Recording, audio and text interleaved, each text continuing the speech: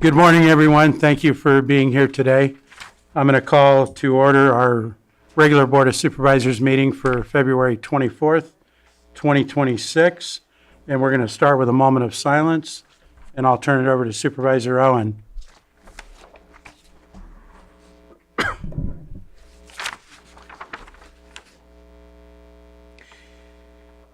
We had a huge loss to the Middletown community on January 22nd.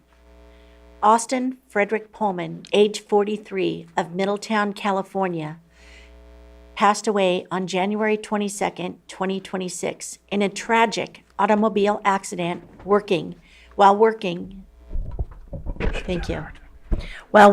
in Glasgow, Montana. Born on May 30th, 1982, in Carson City, Nevada, to Brian and Gail Pullman. Austin was raised in Middletown, California, where his family has long been established residents. Standing at 6'5", he made a significant impact on the Middletown sports program, excelling in both football and basketball. He graduated from Middletown High School in June 2000. And that very same year, Austin began his career at the Geysers, the world's largest geothermal field. He initially joined Calpine Corporation and later transitioned to the Northern California Power Agency, NCPA, where he earned widespread respect for his strong work ethic, reliability, and dedication. In 2009, Austin married Lindsay Corsett, and together they built a loving and devoted family life. Austin will be survived by his beloved wife, Lindsay, and their three sons, Wyatt, age 16, Blake, 13, and Hank, age 12. His parents, Brian and Gail Pullman, his brother and sister-in-law, Drew and Audrey Pullman, and Jake and Andrea Pullman, and his sister, Larissa Pullman, and her husband, Kevin Landrum, his parents-in-law, Rich and Lisa Corsett, and numerous nieces, nephews, cousins, and extended family. Approximately 1 year ago, Austin relocated his family to Morristown, Tennessee. He was overseeing a hydraulic plant operations at Fort Peck, Montana at the time of the accident. Known for his infectious laugh, warm demeanor, and generous spirit, Austin will be deeply missed by his family, friends, and colleagues. A celebration of life will be held this Saturday, February 28th, at 11 a.m. at the Maryland Tallman Gym in Middletown. Thank you, Supervisor Hahn. And go ahead, Supervisor Crandall. Yes, I have a moment of silence for Sophia Marie Cage, who passed away on February 17, 2026. She was born on January 18, 1989. She leaves behind her father, Ed Cage, her brother, Martin Duncan, and Stephen Cage, and numerous nieces and nephews. And she also leaves behind her grandmother, Bernadine Tripp. Lost way too young, and so we offer our condolences to the family. Thank you, Supervisor Crandall.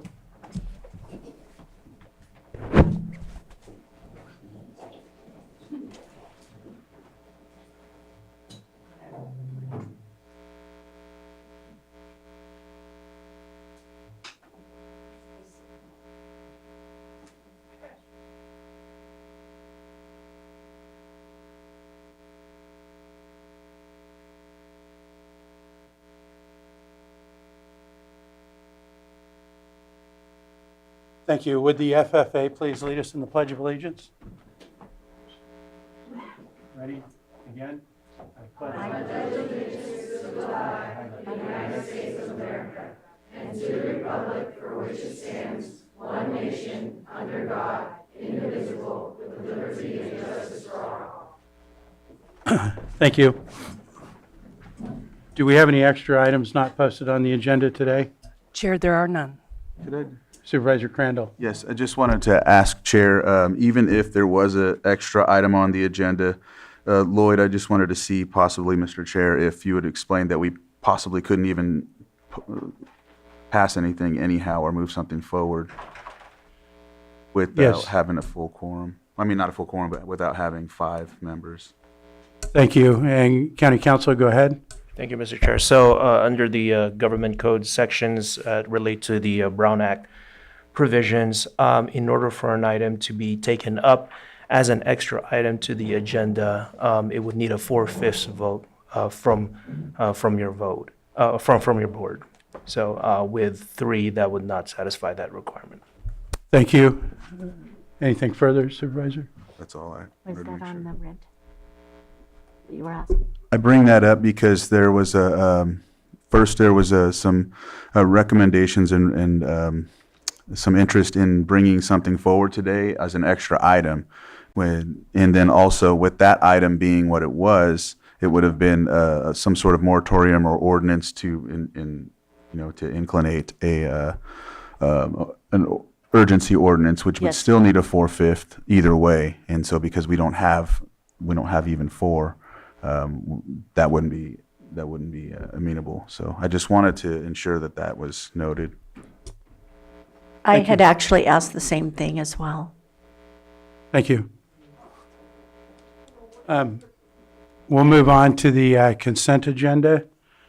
And it's my understanding that staff has a request to pull items 5.5 and 5.6 to a future date.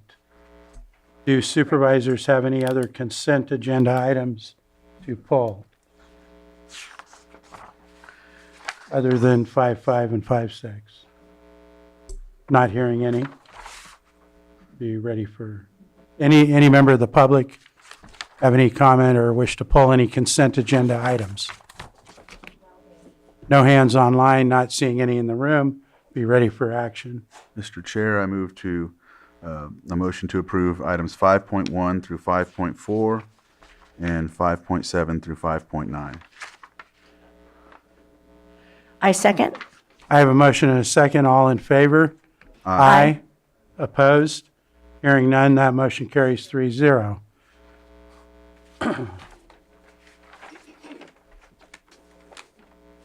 Next, I'm going to move on to our timed items, and we'll start with our 902 item, which is public comment. First, I know we have a lot of folks here today. I'd like to see a show of hands on how many people in the room expect to or plan to make public comment today. So I'm counting about 8 in the room. Johanna, any online for the same question? So that's about 10? Okay. 2? No, I mean 10 total. Okay. So with that, we'll go ahead and start our public comment, and we'll start first today online. And if you could state your name for the record, we'll unmute you and you'll have 3 minutes. iPhone 10, go ahead.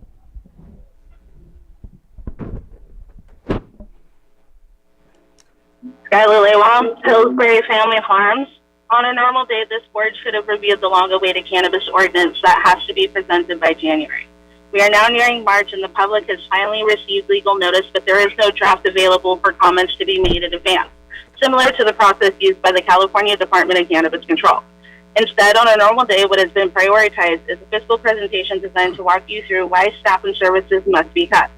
To the public, that is not leadership, but on a normal day, it's kicking the can down the road and forcing the public to carry the weight later. Since August 12th of 2022, cannabis farmers in this county have been governed not by clear law, but by fear and inconsistency and informal rules created on the fly. There is no adopted ordinance clearly defining conditions of approval, yet operators are pressured to comply with directives that shift depending on who is asking and when. I have looked into another permitted cultivation site that I have considered purchasing, and while conditions are site-specific, the core requirements across farms should not contradict one another, but yet in Lake County they do. The contradiction is not incidental, and it is the result of the department that is allowed to operate without guardrails. And as I said before, my farm's been told to seek out the head sheriff's department to reverse a background disqualification during relocation proceedings, despite the fact that no process is non-existent in the County of Lake's zoning ordinance or the current or proposed cannabis ordinance. When the government invents processes that are not written into law, that is not flexibility. It is power without accountability. This same department leadership has disclosed protected personal information to the public proceedings in direct conflict with state and federal privacy laws. And when the law is enforced on people but ignored by those in power, what you are left with is not governance, it is dominance. Some of you often speak about transparency and accountability, and those values do not start with social media posts. They start inside this building. And whether this board is willing to confront misconduct, mismanagement, and bad faith governance within its own department. You can ask why the cannabis is not growing in Lake County. The answer is not market conditions, not farmers, and not regulations alone. It is the message that is being sent when equity funds are being mismanaged, when rules are selectively enforced, and when those who speak up are treated as problems instead of constituents. People with capital pay attention to how power is exercised. And right now, County of Lake is signaling that mismanagement is tolerated, inconsistency is normalized, and accountability is optional. If this board truly believes in growth, equity, and fairness, then stop delaying the hard conversations. Stop protecting dysfunction. Hold leadership accountable. It is time for you to prove to your constituents through action, not words, that no one in this county is above the law. Muleham. Thank you. Next online.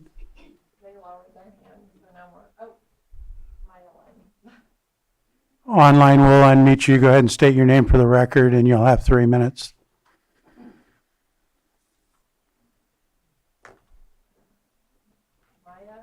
Maya, are you there?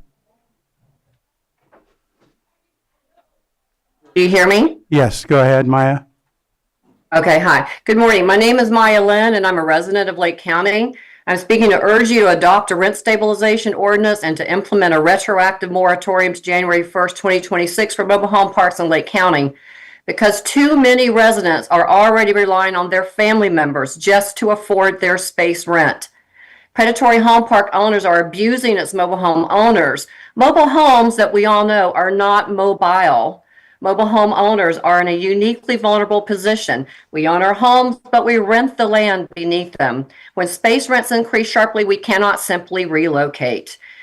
That's unfeasible. That leaves residents with very few options when rents rise beyond what their fixed incomes can support.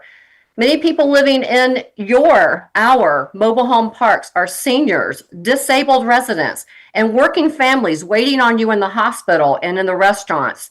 They live on Social Security disability benefits or modest income wages.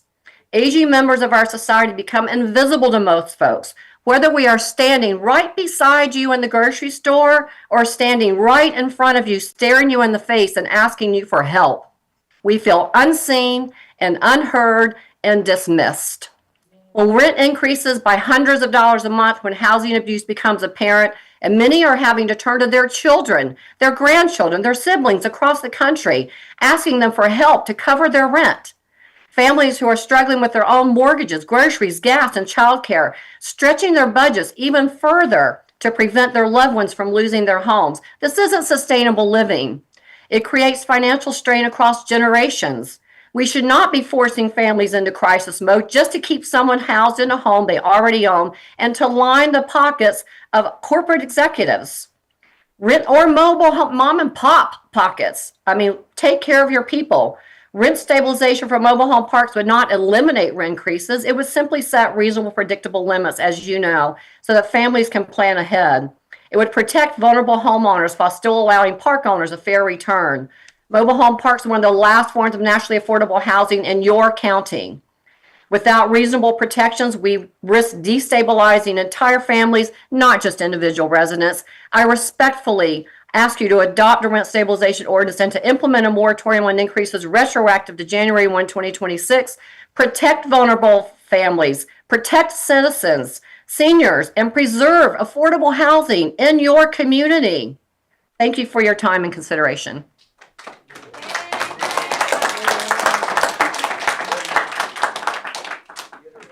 Any further comment online? No more hands online. We're going to go ahead and move to the room.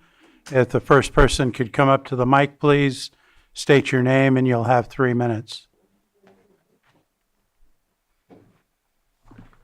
I would like to hand these to you first, please. There's one for each one of you. My name is Roseanne Domingo. I'm the executive board that represents Lake County IHSS caregivers. And those are for the record and on the record, please. Good morning, board. On behalf of SEIU Local 2015 and the IHSS providers we represent in Lake County, we are writing to respectfully clarify statements made by Rachel Dillard during the recent Department of Social Service presentation regarding IHSS wage funding and the state's role in approving wage increases under the statutory 10% option. During the presentation, it was suggested that pursuing wage increases under the 10% option carries significant risk because there is no guarantee that the California Department of Social Services would approve such an agreement. While it is accurate the CDSS approval is required, we believe this characterization is misleading and does not reflect how the process functions in practice. Under statute, a long-standing statewide implementation, CDSS review of IHSS wage and benefit agreements is administrative in nature. When a county negotiates a wage increase through a valid memorandum of understanding, MOU, remains within the statutory parameters of the 10% option and certifies its required share of funding, CDSS approval has historically been granted. To our knowledge, there are no documented examples of complaints that IHSS wage agreements negotiated under the 10% option being denied state participation. This understanding is reflected in statewide guidance and analysis produced by county and IHSS public authority stakeholders. A September 2023 statewide brief on IHSS wages and collective bargaining notes that while CDSS approval is required, the state has not denied compliant rate increases negotiated under the existing statutory authority. I'm going to let Vicki finish the letter from right here. Yeah. Thank you. Hi, Vicki Osborne, IHSS. More recently, on April 25th, statewide IHSS collective bargaining reported documents that the 10% option continues to be defined. Regularly used statutory tools with numerous counties currently utilizing it to secure state participation in local negotiation wages and benefit increases. 2. This material reflects a consistent statewide practice in which approval is consignment on compliance with the statutory requirements, not dictionary rejection of negotiation agreements. Several nearby counties have utilized the 10% option, including Napa, Sonoma, Yolo, Mendocino, Humboldt, Trinity, and Del Norte. For the board's reference, we are attaching a separate document that outlines how the 10% option would apply specifically in Lake County, including irrelevant statutory parameters and funding considerations. This attachment is intended to provide additional details without duplicating information already discussed. We appreciate your time and consideration and remain available to answer questions or provide further clarifications. Sincerely, IHSS workers, caregivers, and SEIU 2015. Thank you. Next in the room for public comment.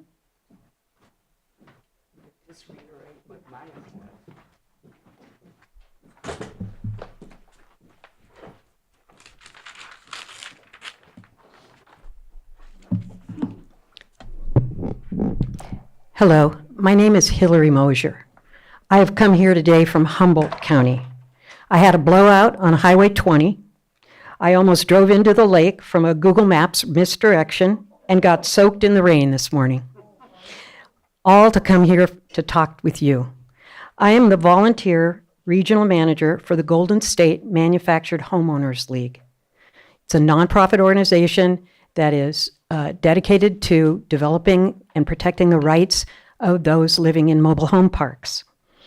I am considered the statewide expert on rent stabilization ordinances. Did you know that Lake County has 150 mobile home parks? That is more per capita than any other county in the state. Mobile homes represent at least 25% of all affordable housing in this county. You are under a state mandate to increase affordable housing. But if for every 1 unit you build, 50 mobile homes, the rents increase, you've not met your mandate, you are sinking below it. I have information about other communities enacting a temporary moratorium on fee increases in parks here for you. I also have an analysis of your existing draft ordinance. It has big problems. I have emailed all of you with a suggested rent stabilization ordinance that has no loopholes and follows all state statutes.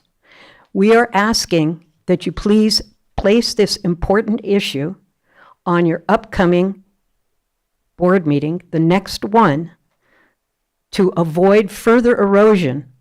Some of it's already going to take place on March 1st. An illegal pass-through is going to cause hundreds of people to have to pay $60 more on their rent for the next 10 years. We are mobilizing to try to get attorneys to handle this illegal pass-through, but that could take years. You have the power and the ability, and you've been elected to help protect your constituents, not to protect multi-billionaire corporations that are they're affecting your local economy. They're not investing in the local community. They're not members of your Chamber of Commerce. They're not members of any of your service organizations. They're not donating to any of the causes that exist in Lake County. They take the money and run. It's your responsibility, please, to put this important issue on the agenda and take action now, as over 100 other communities in the state of California have done, to protect your residents, your low-income residents, and preserve this important source of affordable housing. Thank you. Thank you.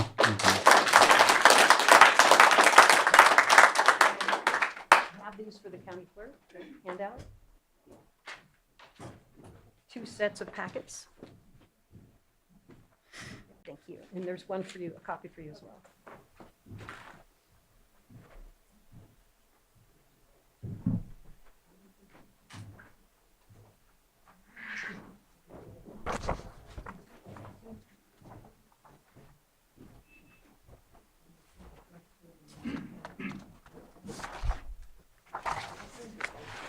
Go ahead.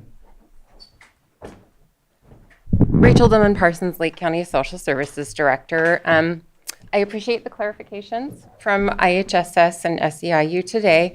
I will say we have issued last best final, and we are currently still in negotiations and are simply awaiting a response from SEIU to our last best final.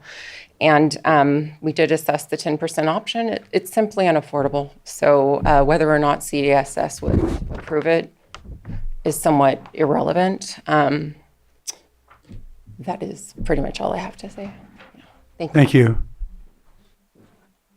Next in the room.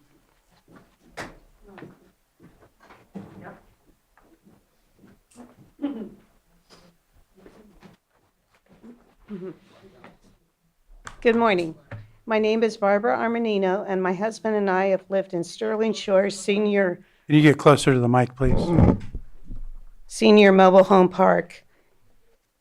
Our park is owned and operated by a multi-million-dollar nonprofit corporation known as Caritas, and they currently own 32 parks throughout California and Oregon. On January 1, Caritas notified us residents that they were imposing pass-through fees to the tune of over $450,000. These fees are to be paid by 67 households beginning on March 1 and amortized over 10 years. This means $60 more each month per household. This alone is a 7% increase per household, but together with the 5% increase that they imposed on October 1st, 2025, this amounts to 12% increase in housing costs in just 6 months. In the last month, I have written the board 3 or 4 times describing the hardship this is going to bear on many of the residents who live solely on Social Security, and suggesting that we needed to add this matter to today's agenda for the purpose of considering a retroactive moratorium on new fees until you can adopt an RSO. Obviously, the issue didn't make it to the agenda, and I find it appalling that not one of you supervisors saw the importance to protect your constituents. The timing of this money grab by Caritas was prompted because they found out the board was working on a draft of an RSO in 2025, so their attorneys came up with this money-grabbing scheme. These fees are for alleged capital charges during 2021 through 2025, which were already paid by the rents we paid. In my opinion, mobile home living is the last frontier of affordable housing that Lake County has to offer its citizens. We see this eroding away before our very eyes, and we aren't seeing a response by the board that shows concern or compassion.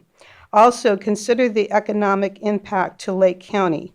Caritas will take this money and spend it anywhere but Lake County. Without a temporary moratorium, there currently is no protection afforded to mobile home owners from being ripped off by park owners. Finally, I just want to remind you that you hold your positions because of us. We've elected you to office, and you work for us. It is your job to protect mobile home owners, whether they are seniors or young, struggling families, and I implore you to do the right thing and impose a retroactive temporary moratorium. Thank you. Thank you. Oh, I made it. 3 seconds.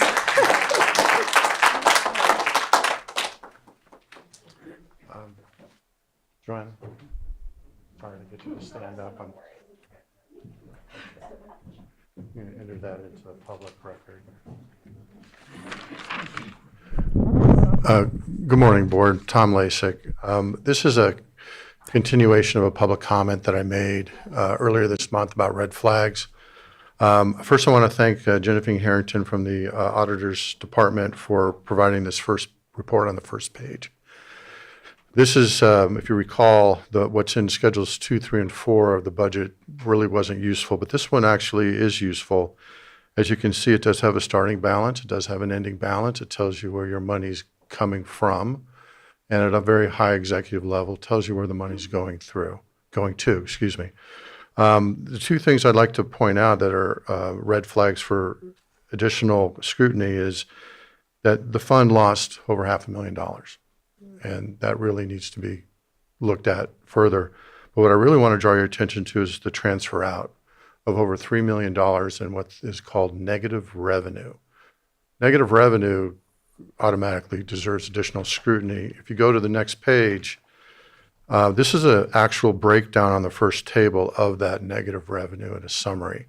And please note that unlike some of the presentations that the board gets from departments, these numbers actually match to the penny to the official report and also to the detail that's provided in the subsequent pages. The items in green are okay. There's no real issue, but the items in yellow, those are red flags.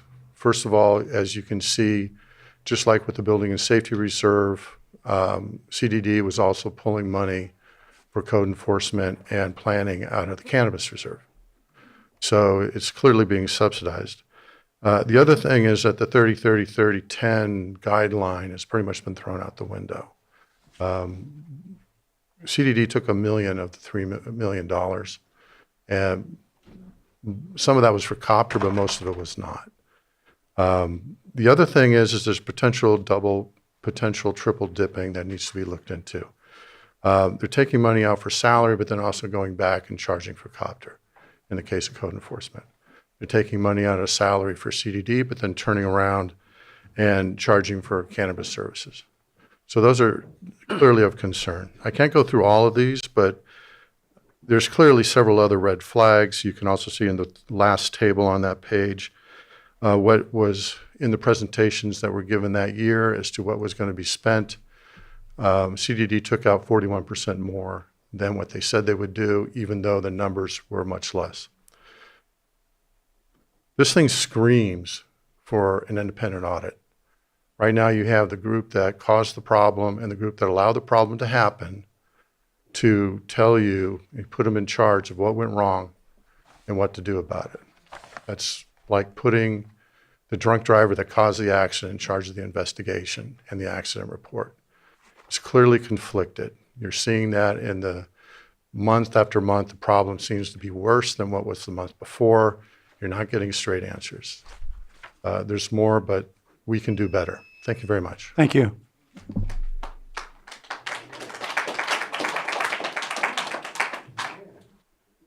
Next in the room.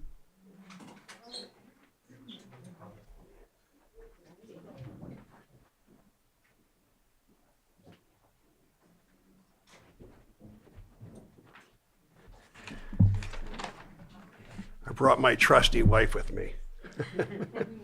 Hi, I'm Steven Zerker, and this is my wife, Melody Zerker, and we both live in Sterling Shores, the mobile home park.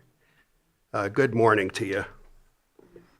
I was a civil servant for 30 years, a long time ago. I have a pension, and we have some Social Security. I know you must have considered the recommendation of the ad hoc committee concerning placing the moratorium on pass-through fees on the agenda today. But it didn't happen. So now we will have to be required to start paying these fees on March 1st. $60 for our park. There's another park that's $350 increase. I forget the name of it. I want to remind you that the Consumer Price Index for 2025 was 2.7%. That's the approximate increase of our fixed incomes, approximately, for the year. The rent increase plus the new pass-through fees come out to 13% for our park. Who knows what the other parks are? We will again see a rent increase in October of this year on top of that. Will there also be new pass-through fees coming up in the future that we don't know about? This is open-ended. Melody and I are asking you to close the loophole on this for us, for all the seniors.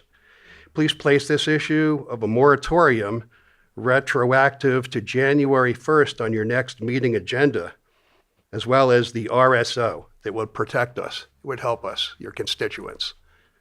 And God bless you, all of you, in your decision. Thank you. Thank you. Thank you. Thank you.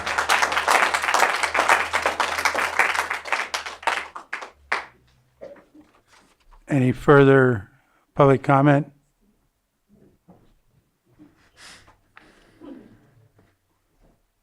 You folks have already spoke, so we're going to have to not have you speak right now. Is there anyone else in the room?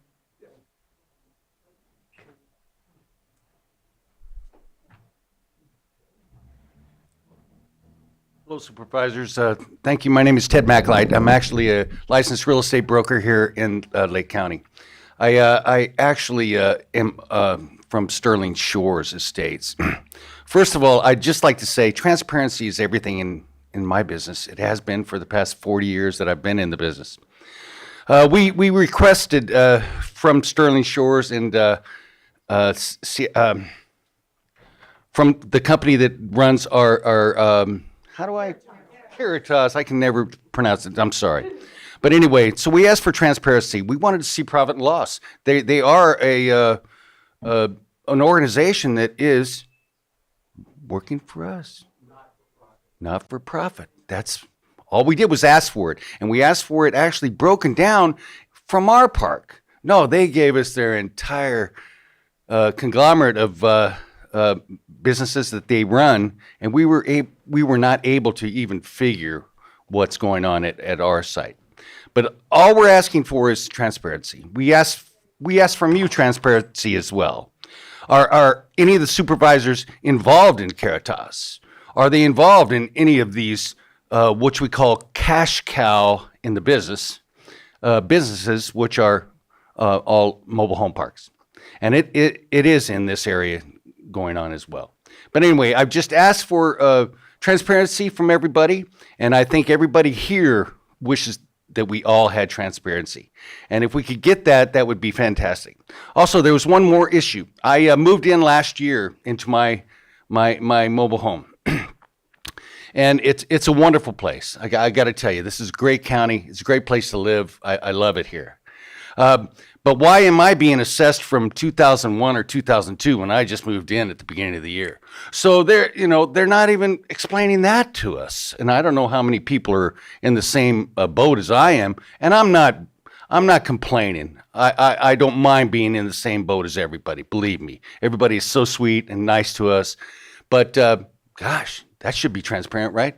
And they should have done their figuring a little different, don't you think? Instead of just making it a swipe across the board. I don't know. I've been in the business a long time, and we never have been able to do that. But anyway, I thank you for your time. I just wanted to bring up a couple things. Didn't have anything in writing to give you, but there are a lot of things a lot of questions that we're looking at, and transparency is everything to us. Thank you very much. Thank you.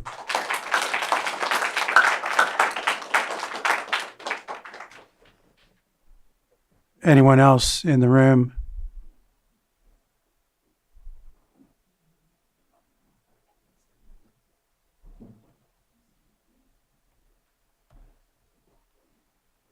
Good morning. I'm Jill Combs, Sterling Shores, and building on what was already said, I wanted to bring it to the attention of the supervisors that we have represented here multiple manufactured home park residents that came out in the rain with mobility issues and other challenges because it's so very important. They wanted to impress on you how important this is. If we can't, we need the moratorium, we need the RSO, thank you. And, I don't want to, they're shy, I don't want them to need to stand up and speak, but from their hearts, they're here to demonstrate that this is unacceptable. This is life-altering for us that have spent so many years being part of this community. And we really want to impress upon you that this is just going to be getting worse. And if it may become a burden to the county, because the next step for many of us who don't have relatives to lean on for extra money is homelessness. And then that becomes a challenge to the community. And it's a sad challenge to the community. So speaking from the heart and speaking for everyone here that came out in the rain, please get us on the agenda, please. Let's get that moratorium. Thank you. Thank you.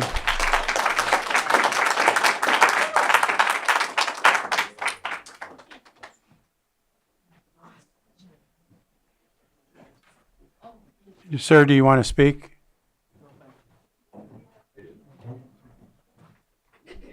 Yeah, John Martin from Lake Village Estates, Clear Lake Oaks. And senior citizens' lives matter. And it's about time you guys get off your butts and do something about it. I mean, these billionaires are ruining our lives. And we need it stopped. This greed, it's total greed. And we need to help. And you're the ones that can help us. So that's all I got to say right now. Thank you. Thank you.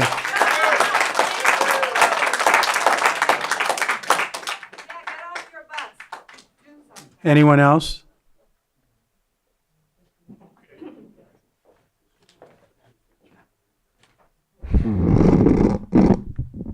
How's that? So, and I had a lot of things I thought I wanted to say. It looks like. Can you state your name, sir, please? Pardon me? Your name, sir, Oh, please. sorry. My name is Richard Schmidt. I did have that wrote down. I've been a resident of this county for most of my life. I'm a Lake County Poet Laureate Emeritus. I've taught writing classes in each of the 5 districts of our county. One of the things I've taught in those classes has been, if the story doesn't come to you, back off, take a break, think about what you're trying to say, look it over, give yourself some time to think it through.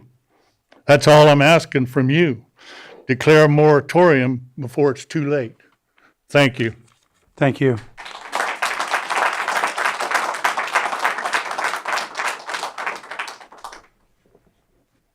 Anyone else in the room? Not seeing any. I'm going to go ahead and close public comment, bring it back to the board. And thank you for all of your comments today. They are noted, but we're going to move on to our 903 6.2 item, Pet of the Week.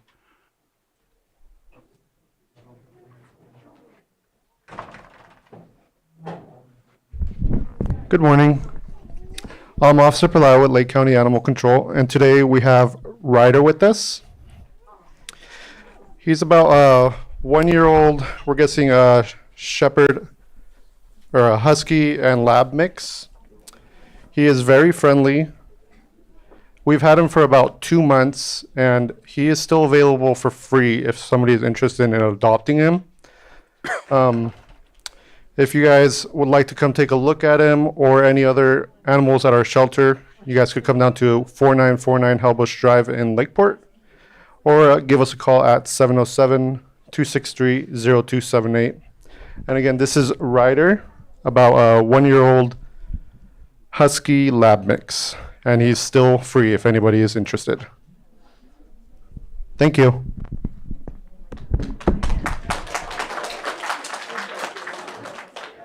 Thank you for coming in today. Appreciate it. Any member of the public have any comment on our Pet of the Week? None online? Okay. We need a break. We take a 5-minute break.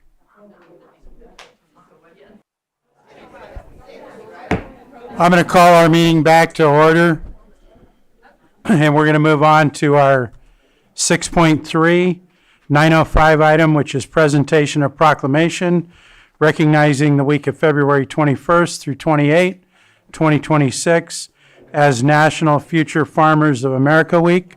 And Supervisor Owen is going to handle this. And anyone here for the proclamation, please come up here with Supervisor Owen. You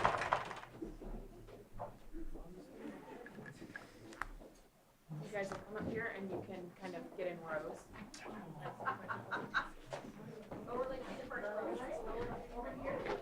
Yeah, lower lake on the first row, upper lake on the top row.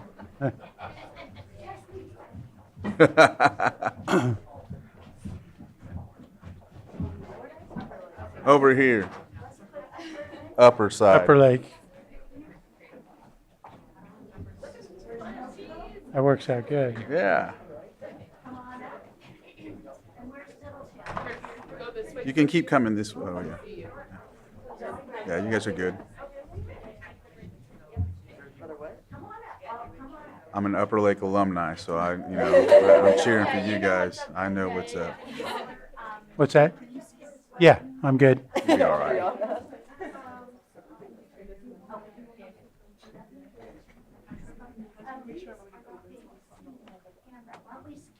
Come over here, guys. We'll squish in. They want to get you guys all in one place. Yeah. Here. Clump up here. That's good. Nice. Rebecca. Yeah. Go around and get in front right here, so they can do a group picture, right? Sneak right past you. Okay. We wanted to have them stay up here, but just stay up here where we had you guys. Okay, but do they need to move down a little And then bit? they squish over. We do this every time. Scoot over, guys. One group picture. Yeah, there we go. Squeeze like you like each other. Come on, upper lip, or lower lip, get push behind.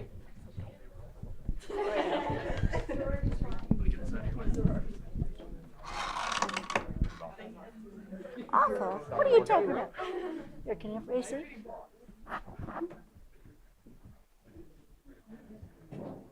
Got it? Okay. Everybody look in the middle. I guess I better put my glasses on. 2, 3. Perfect.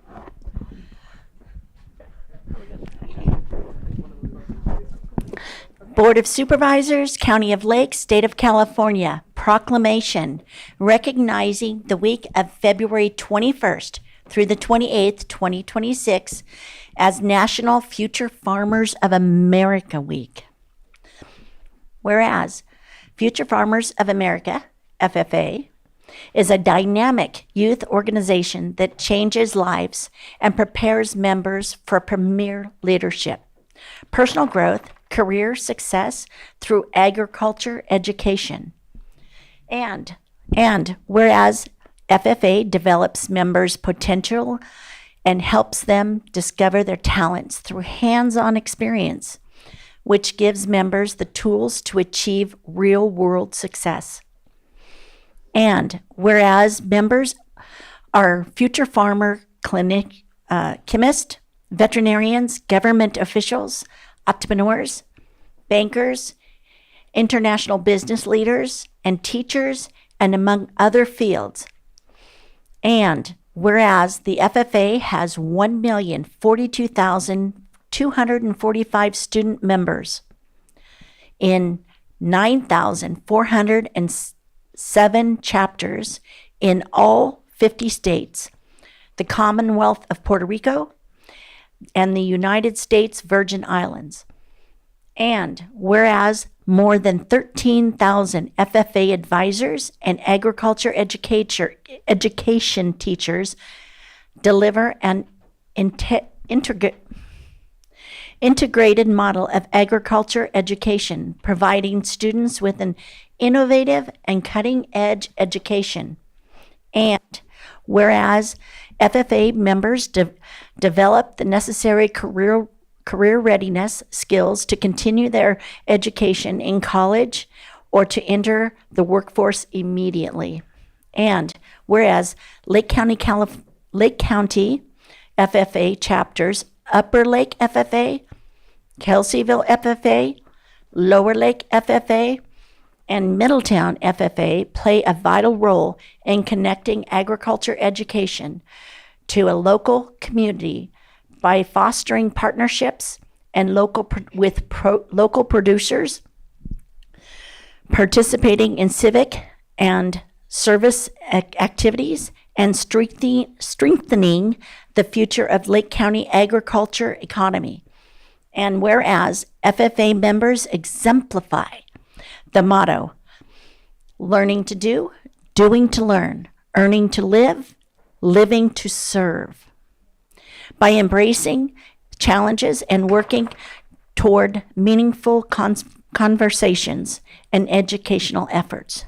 Now, therefore, to be it resolved, the Lake County Board of Supervisors recognizes the important role of the National FFA organization in developing the next generation of globally conscious leaders who will change the world, and designate the week of February 21st through the 28th, 2026 as National Future Farmers of America Week, passed and adopted this 24th day of February 2026 for the chair to sign.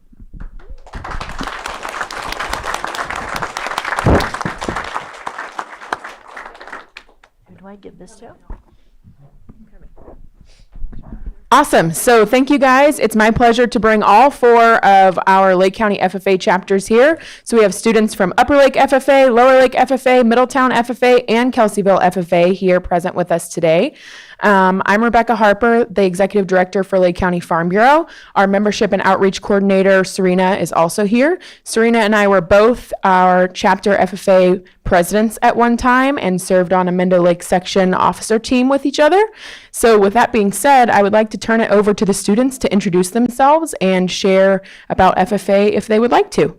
We'll start over here on this end. Frederick, if you'd like to introduce yourself.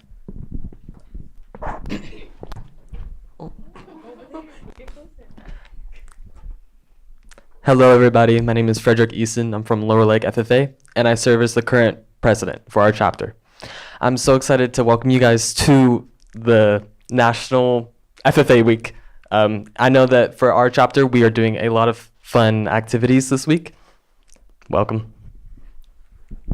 Hello, everyone. My name is Katrina Onate, and I currently serve as Lower Lake's treasurer. Hello. Hello, guys. My name is Josie Cruz, and currently I'm serving as the reporter at Lower Lake High School. I'm Lucero Gomez, and I'm currently serving as the secretary for the Lower Lake FFA chapter. Hello, everybody. I'm Evelyn Sosa. I am an officer at large at Lower Lake FFA, and I'm just super grateful to be part of FFA because I feel it's a really unique opportunity to express yourself, and it gives you the opportunity to do things you wouldn't do in any other organization. Hello, my name is Nicholas Williams. I am currently Lower Lakes FFA Sentinel. Being a part of FFA has been a wonderful experience. I get to learn a lot about agriculture and grow a fondness of farmers and understand how it works raising an animal and how much the process is. And yeah. Okay. My name is Zach Bleckman. I serve as Kelseyville FFA's chapter president and the Mendel Lake section secretary. It's been great kind of experiencing everything that FFA is, with everything from leadership to farming and raising animals and everything. It's been truly wonderful. Hi, my name is Cassidy Turner, and I am the current Kelseyville FFA historian. Hi, my name is Alina Aguilar. I serve as Kelseyville FFA's secretary. I am also involved in speaking competitions for FFA. Hi, I'm Cecilia Knight. I serve as Kelseyville FFA's vice president. Hi, I'm Trinity Wood, and I'm currently on the Best Informed Green Hand team. Hi, I'm Mackenzie Sheffer. I am also a member of our Best Informed Green Hand for Middletown, as that is what has brought us here today. Hi, my name is Colby Medina. I'm currently serving as Kelseyville's parliamentarian. Hi, my name is Kayla Rossetti. I am Middletown FFA's vice president and the Mendel Lake section reporter. Hello, everyone. My name is Chesney Henry. I am Middletown FFA's president, and I am also on the career development team of Farm Power.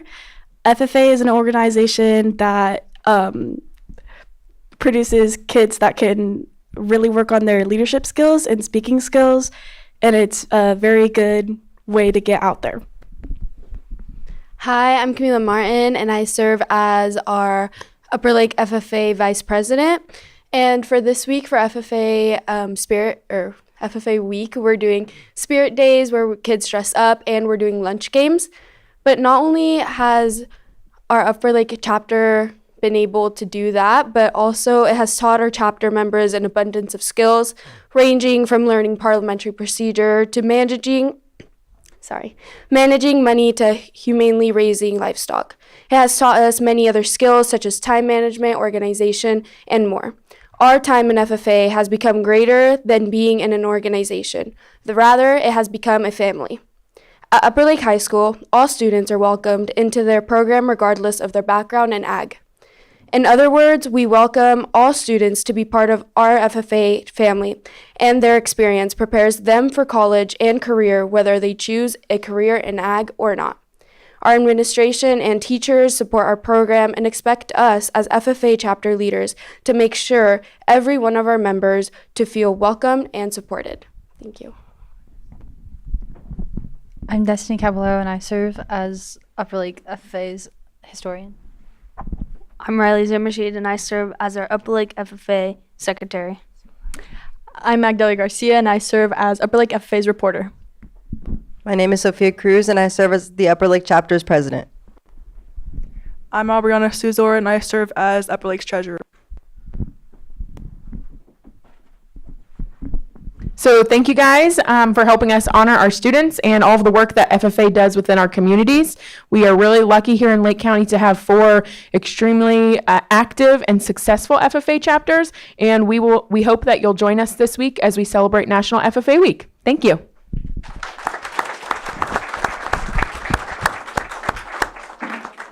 Thank you. Anything from board members? Go ahead, Supervisor Crandall. Yes, thank you all for doing the work you do. Each year we conduct this proclamation and this week, and just see so much good work that comes out of what you do, and then just to see a lot of the kids that do FFA when they grow into college and do all of this other life challenges, they always are successful. So I like seeing you all be part of this. I heard someone say they're a parliamentarian. That's an important role there. At times, in boards and different town halls that we have, it's a very important job. People don't really think about it. So I just like saying that every now and again. But anyhow, thanks again, and keep doing the good work you're doing. And thank you for coming in today. This is a very important program in our county, which is a rich agriculture area.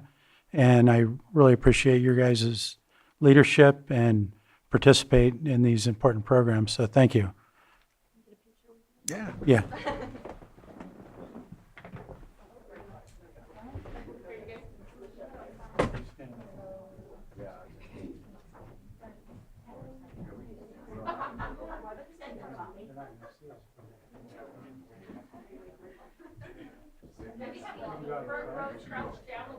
Trevor, we're coming in the front. There you go. Brad, you need to come over here. I'm too short. Brad, come over here a little bit. Stand behind Karen. How's that? There you go. That better? Yeah.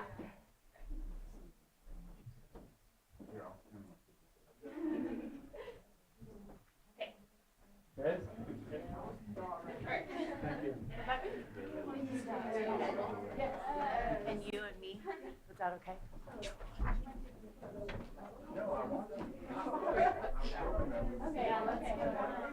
Why am I always Oh, never mind. Got it.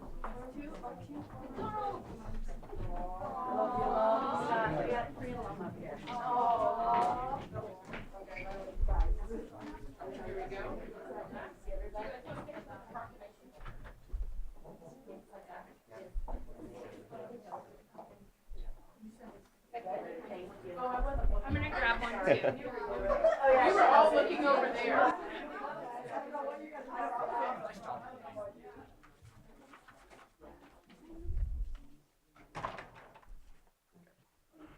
Do we have any members of the public that wish to speak on this item? Not seeing any, none online?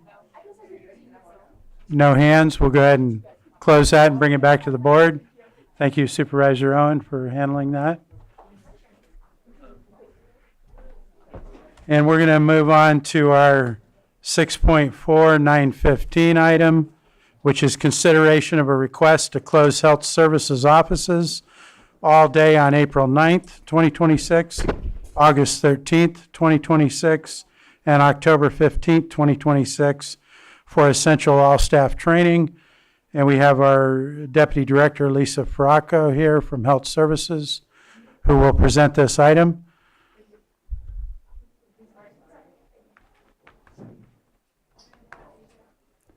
You're welcome to come up here, Lisa, unless you're more comfortable there. Oh, no, I'm going to be nervous the whole way through, so. Okay.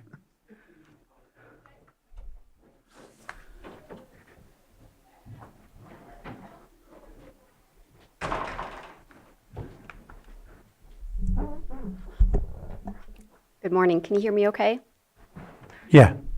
My name is Lisa Faracco. I'm Deputy Health Services Director and former Future Farmer of America. Great program. Okay, so good morning, board. I'm here this morning to request approval to continue our practice of 3 annual closures for our all-staff training at the Health Services Department. These closures are standard for health departments across the United States to ensure that we can train all of our staff at the same time, make sure they're all getting the same training, the compliance training that's required in our department. And it allows us to train our staff not just with PowerPoint presentations and videos, you know, that are the standard training for a lot of these required trainings. We have our HIPAA compliance officer actually does the HIPAA compliance training. Our disease interventionist does the, I'm sorry, I've forgotten the actual name of the training itself. The infection prevention, bloodborne, and respiratory pathogen training. So we're able to provide really high-level training to our staff with professional staff at one time. It's interactive. It's all at the same time. It really affords us an opportunity to come together to discuss in depth topics that are specific to our staff and our department. And we would like to continue this practice moving forward. Thank you. Do we have any questions from supervisors? No, my only comment or question would be, I'm assuming that once, if this is approved, then you would start, or there would be some kind of public notice so the public would know well in advance that they're not going to be able to come in, get permits, or Absolutely. conduct any business? Okay. Yes, absolutely. We post our office closures a week in advance. We also post our closures on social media. We also reach out to our partners, the hospitals, the mortuary, to make sure that they know we're going to have a closure and there won't be anybody on site to assist them. Our management staff and our director are all available on call if needed. And if there was a situation where somebody absolutely needed to get into the office to do something, we could accommodate that. Okay, great. Do we have any members of the public who wish to speak on this item in the room? Not seeing any hands online?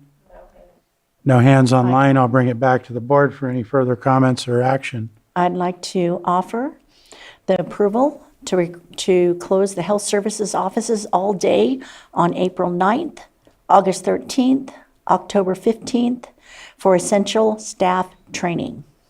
I have a motion. I'll second. I have a motion and a second. All in favor, say aye. Aye. Aye. Opposed? Hearing none, that motion carries 3-0. Thank you for coming in today, Lisa. Thank you very much for your time. Thank you, Lisa. Next, we're going to move on to our 6.5, 9:30 item. Thank you, Rebecca. Thank you. Thank you. Thank you. Thank you.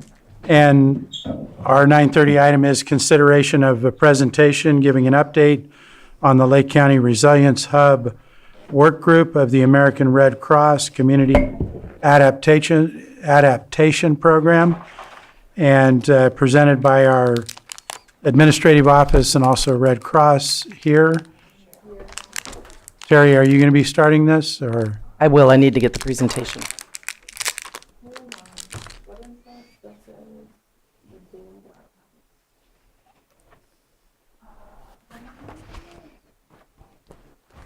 It's lovely here, but I can't.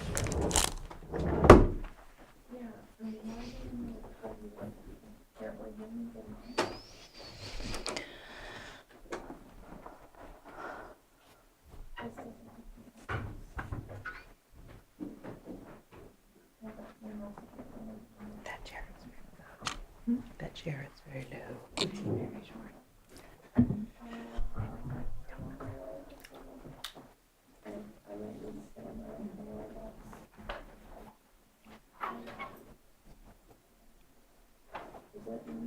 It's on the desktop. It's already open.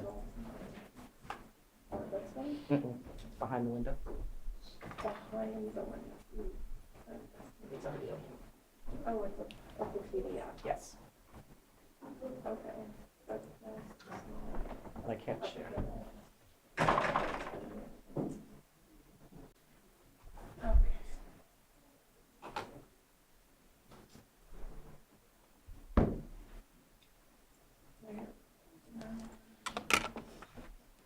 There it is.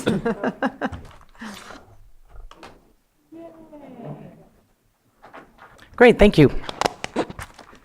I'm Terry Logson, the Chief Climate Resiliency Officer and Tribal Liaison for your county, and we are here today before your board with the Community Adaptation Program of Red Cross, which has created a growing network of community-based resilience center through the Lake County Resilience Hub Work Group. The Red Cross has partnered with the Lake County Community Organizations Active in Disasters, or the COAD, and the Lake County Community Health Adaptation and Resilience Mobilization CHARM teams for this work. We are here to inform your board and offer a high-level overview of current progress, including a map of participating sites, an update on resilient power capacity, generators, batteries, and solar, and key readiness milestones. As part of this work, CHARM is partnering with the Resilience Hub Network to support site-based workshops and community engagement events at each of Lake County's newer resilience centers, strengthening local readiness for extreme heat and other climate-related disruptions. Pastor Shannon Kimball-Oth here from Red Cross and Susan Palaconis with Tracking California will highlight the training outcomes to date, including CPR first aid participation and instructor development, FEMA, and other preparedness courses completed, and ongoing efforts to strengthen consistent activation criteria, communication readiness, and coordinated service delivery during disruptions such as extreme heat and PSPS, or public power safety shutoffs. So I will turn it over to Pastor Shannon. Great, thank you. Thanks for having us to share a little bit about the Resilience Hub Work Group today. I do want to start by saying that community resilience is really built on the strength of community connection. It's about mutual support during adversity. Some people say it's about rising after falling. We know that work very well in Lake County. So to that point, I do want to say it's really not about the Red Cross, although I do facilitate the Resilience Hub Work Group. And that group has, as Terry said, really increased over the last 3 years.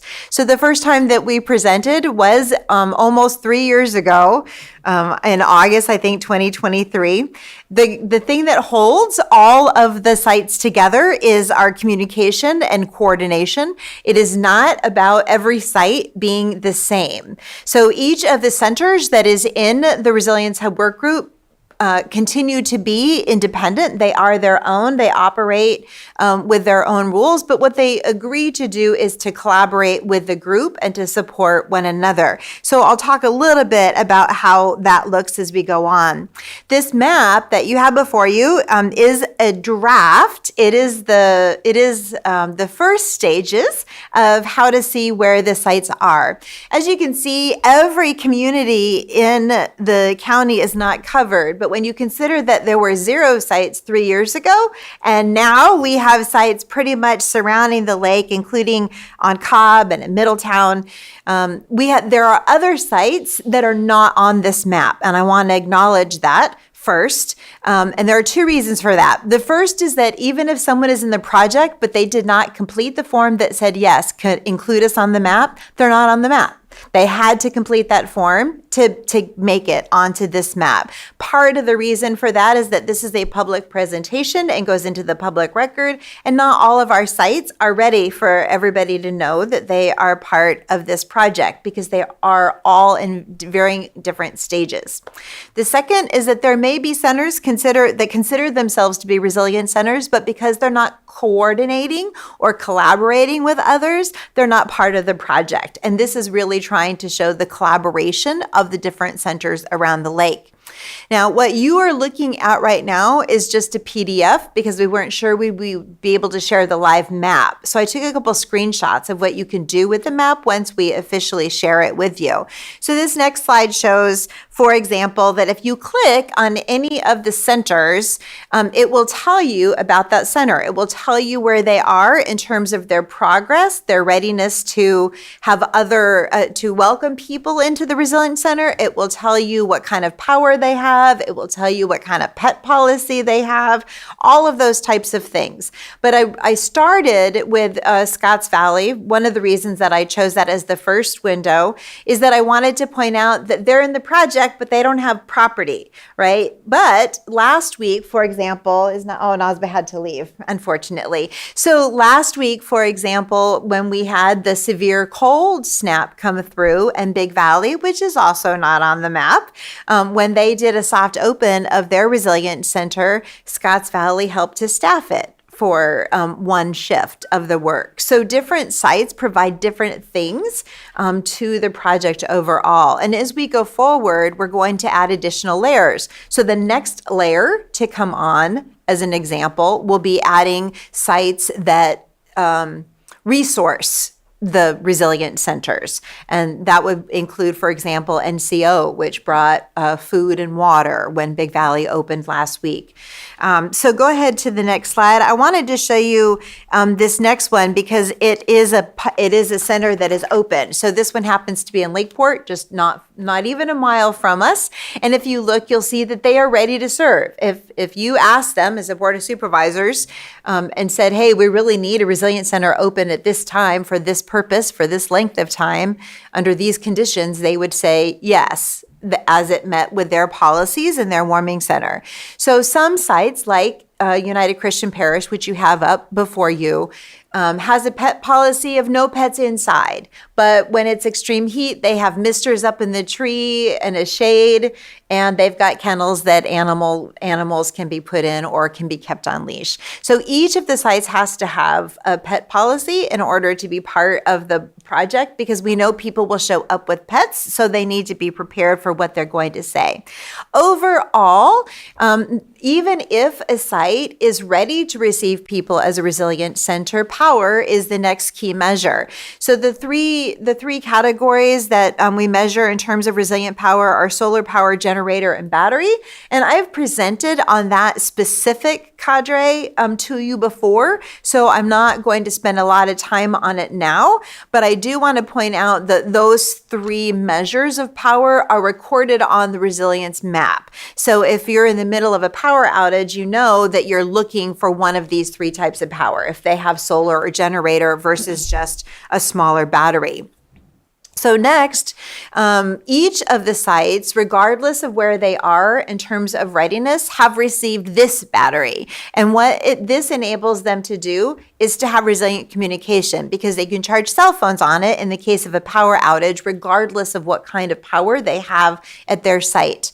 This unit is also approved so that it can charge durable medical equipment. So when Big Valley opened their Resilience Center last week, they had 2 of these batteries available for the clients, one so that they could charge cell phones and one so that they could charge medical equipment in the event that it was needed. As it happened, we didn't lose power in that storm, so it was not needed. The last thing that I want to say before I turn it over to Susan is that the other piece that really connects the resilience centers in my mind is that the level of training. It's not only how they collaborate and support one another, but every site has either already completed having 2 people trained in CPR, or they are scheduled to have that training brought to them. Most of the sites have AED units, and currently the next phase of training is not only to be CPR certified, but to provide 2 new CPR instructors for Lake County. So I have the last slide, so I will turn it over to Susan now. Susan Polyukonis with Tracking California, which is a program of the Public Health Institute. I'm joined by my colleagues. We're all thrilled to be here today. Thank you for this opportunity.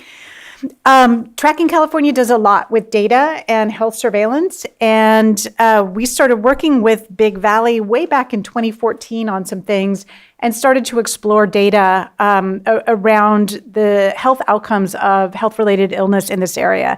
And what we found, especially in 2 peak years, 2017 and 2022, but really across the board, is that this county has a significantly higher rate of heat-related illness emergency visits. And so that is a problem and also an opportunity to bring funding in and to address the problem. And that is in part why we're here. So we began working again with Big Valley, very close partners with us over the years, in 2023 with funding from NIH, on the CHARM project. And the goal of the first phase of this was to understand the impact of extreme weather on the most vulnerable communities. So we're talking about unhoused folks, seniors, people living in perhaps older mobile homes, those kinds of groups. So we did a lot of work there. And let's go back to there we go. And one of the parts of that project was bringing together all of the groups that you see on this slide, as well as a few more. And I don't know that we knew in the early days how important just that act of bringing everybody together was, but it turned out to be, I think, a great springboard into many of the things that Pastor Shannon is describing. So these folks are all still working with us in phase 2, and we can go to the next slide. And NIH was really impressed with the work that we did, and they actually reached out to us and said, could you submit a proposal for doing an intervention trial in Lake County that looks at the kinds of programs, the kinds of health education that might help some of these vulnerable communities become more resilient, as well as the communities themselves becoming more resilient. So we were awarded $1.4 million per year for a 4-year project, which is not insignificant. That money is going back to all of the different sites that we're working with, and I think helping support some of this work. And I just want to call out that this is a really big deal project within NIH. This is not your standard issue, here, have a grant, go do something, and don't talk to us. In fact, they drive us a little bit crazy at NIH because it is high profile. There are only 3 projects around the country that are doing similar work. The other 2 are in Alaska and Colorado. And when we are done with this project, whatever we have to say, which is we hope that this program that we've created does help build resilience, that will become a national model. That is the idea for other rural communities who are at risk of extreme heat. And of course it turned off. So let's go to the next slide. So this is our approach. Within Tracking California with all of our community engaged research, but I think this approach of really building trust, of really working on collaboration, coordination, partnership, I think has really been beneficial in this work and has, I think, driven some change. And I think the last slide is just a picture of where we're going. Yep. This is where we are. We are about to start our pilot project. That's what I wanted to say. We are working with 3 centers in the county currently for the pilot project. One is the new Big Valley Community Center. One is the Clear Lake Senior Center, and one is the Circle of Native Minds. And our plan had been to work with Circle as well as Big Oaks going forward for the full intervention. So we're also here to really support possibly the extension of those centers staying open. They're very important resources.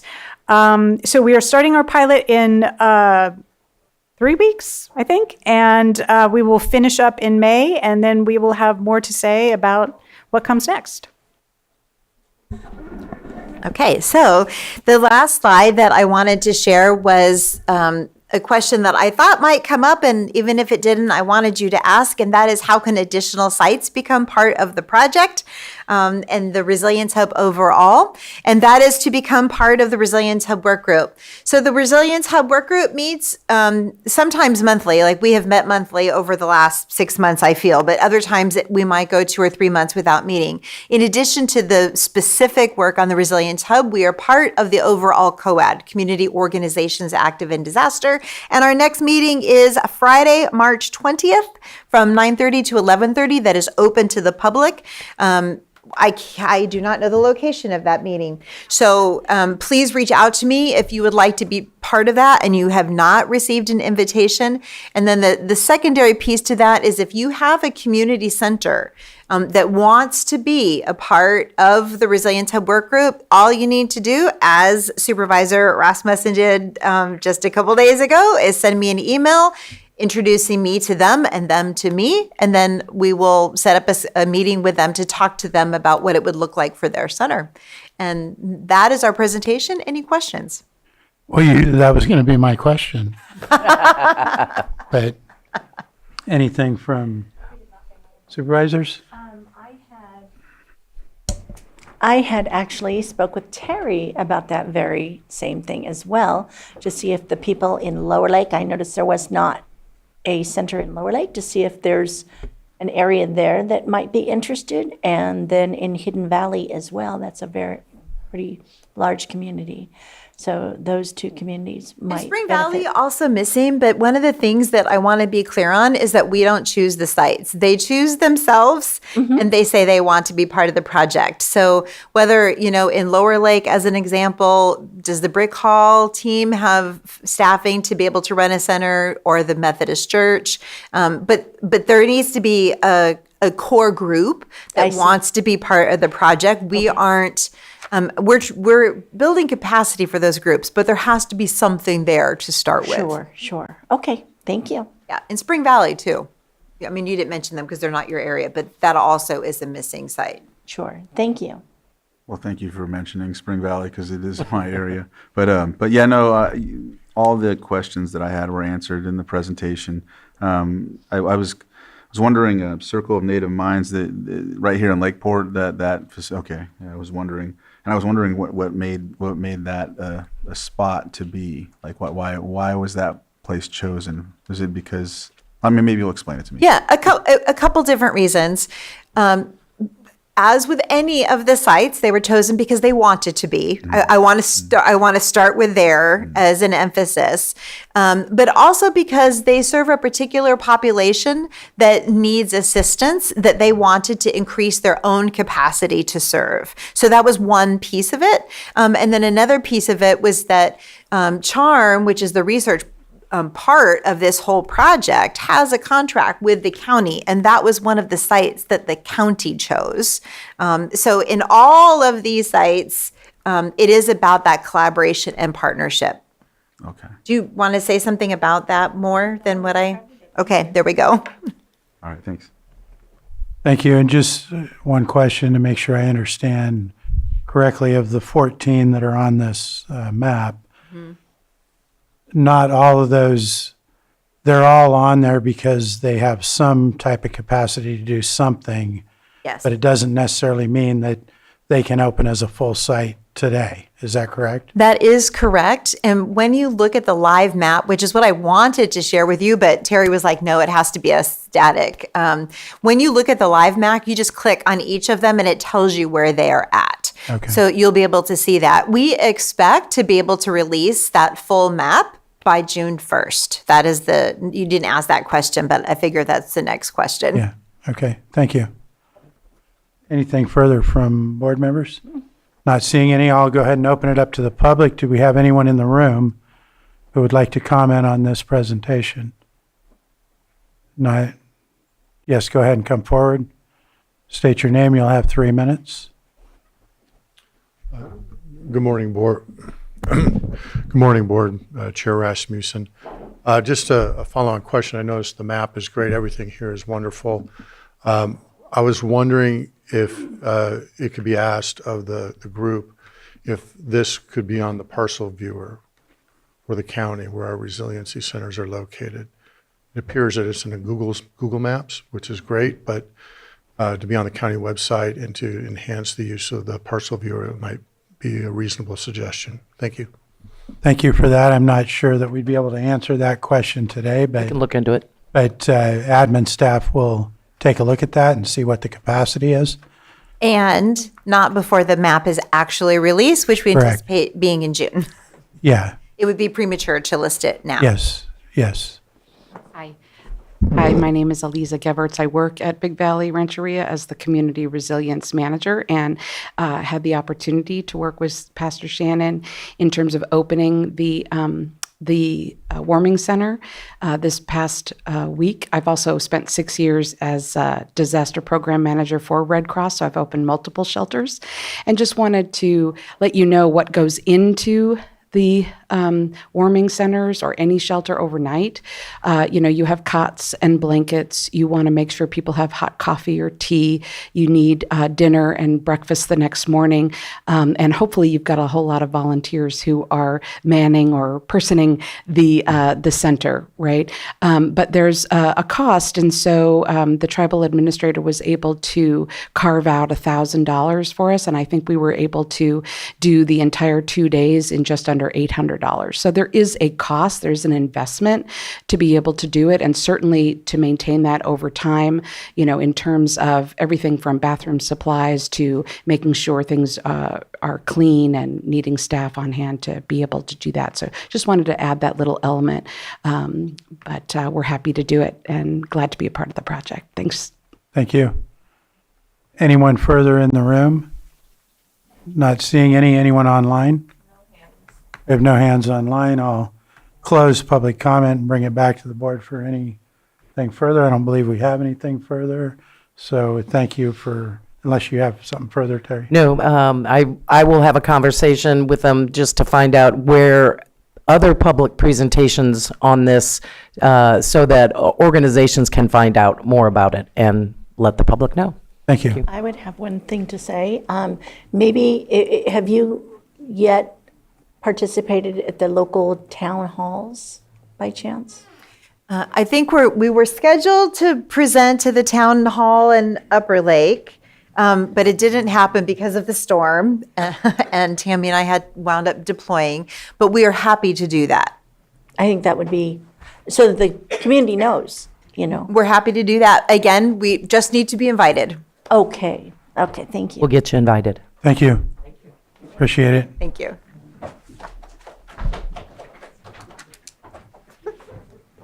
Next, we're going to move on to our 10 a.m. item 6.6 on the agenda. It's a public hearing regarding community development block grant funding for the Business Assistance Loan Program and sewer line testing of the Southeast Regional Wastewater System. And we have our administrative office, Mr. Rickelman here, and as well as our Special Districts Administrator, Robin Bourret, with additional folks here to present. Will you be starting this, Ben? Yes. Thank you. Go ahead. Good morning, Board. Ben Rickelman, Deputy County Administrative Officer. Thanks for having us here. So we came to the board January 13th with a community development block grant resolution for an application, and it was for an economic development program to continue the low interest small business lending program and then a new facade improvement program. 2 days before that, January 11th, 2026, there was the Robin Lane sewage spillage. So there was discussions of modifying the CDBG application, and so that's why we're back here in front of the board. It is now 1.5 million, which is the same amount when we came in January for the economic development program. And then there's now this addition of 2.1 million for the Southeast Water Treatment Collection System. It would be diagnostic and cleaning of certain pipes in that system, which Robin could speak to in more detail. Thank you. Go ahead, Director. Good morning.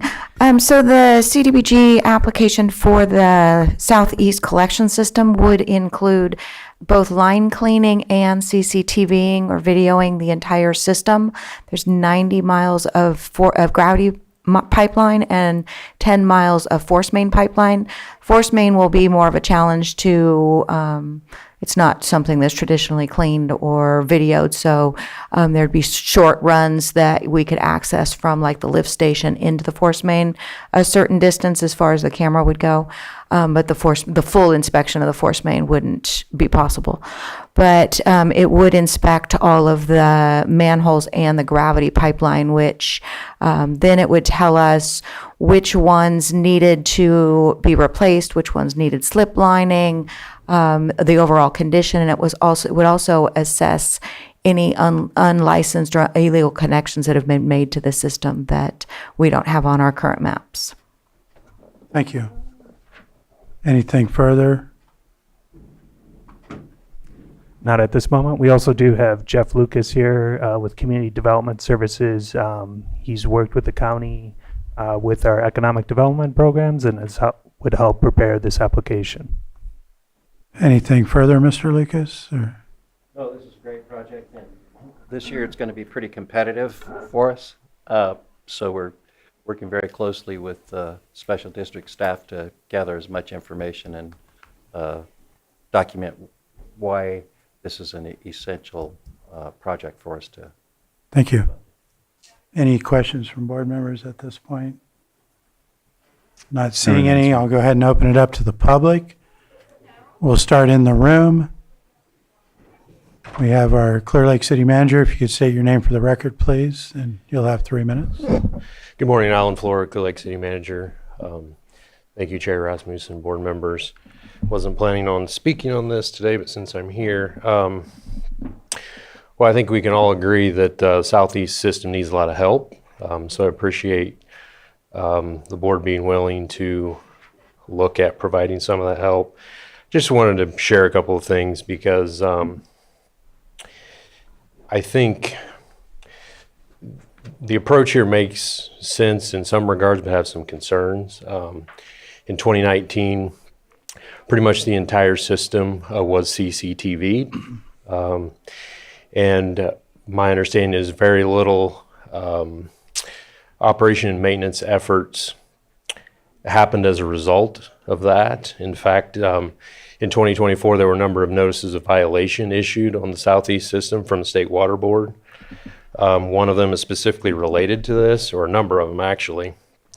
Number 4, the enrollee does not have formalized standard operating procedures for training and operation and maintenance. The enrollee does not review CCTV footage after the initial inspection. Enrollee does not have a method in place to inspect and maintain air relief valves. Enrollee does not have a computerized maintenance management system and relies on historical knowledge of problem areas.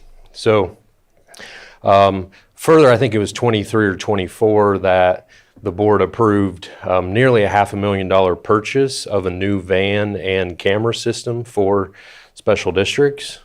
It certainly seems like that large investment should be able to be used for this type of work. While with the issues that we see in the system now, I certainly think if grant funding can be obtained to do this faster and provide a process for special districts to actually make maintenance efforts as a result of it, I think that's something we could support, but I just want to let the board know that getting the camera footage itself is something that special districts has had for a number of years and hasn't acted upon, so I would encourage you to make sure that this time that happens. Thank you. Thank you.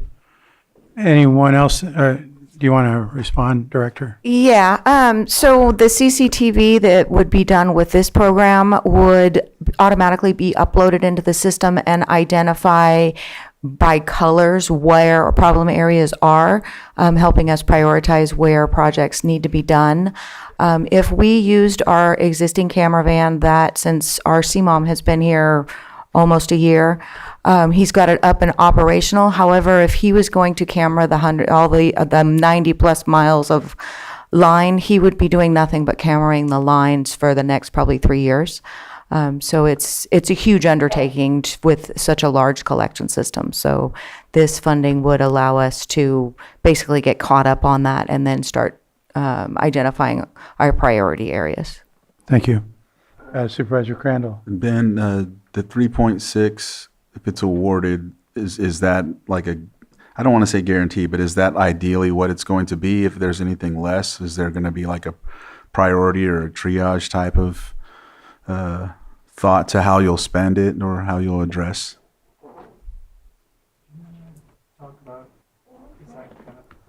So the 3.6 million is the total that any jurisdiction can obtain for a multitude of activities. So in this case, we're requesting 2.1 for this particular work, and then the 1.5 for the economic development low interest Side loan of it, program. Is that?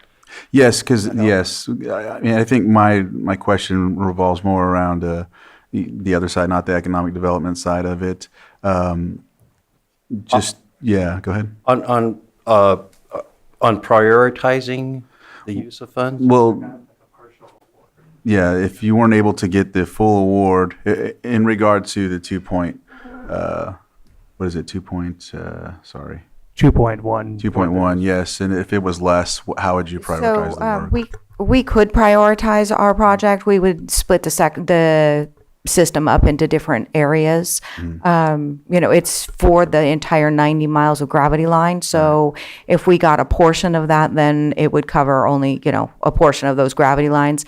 We kind of know where our problem areas are and that we would start on those problems first. That's kind of why I asked, so that the public knows that you're looking at the problem areas first, but then still trying to lay it all out. That's kind of what I was leading to. And so, that's where we would focus if we only got partial of the funding. But if we got all the funding, then we'll plan on doing the entire system. Okay, thank you. That's all. That's one of my questions. Thank you. Was there anyone else in the room?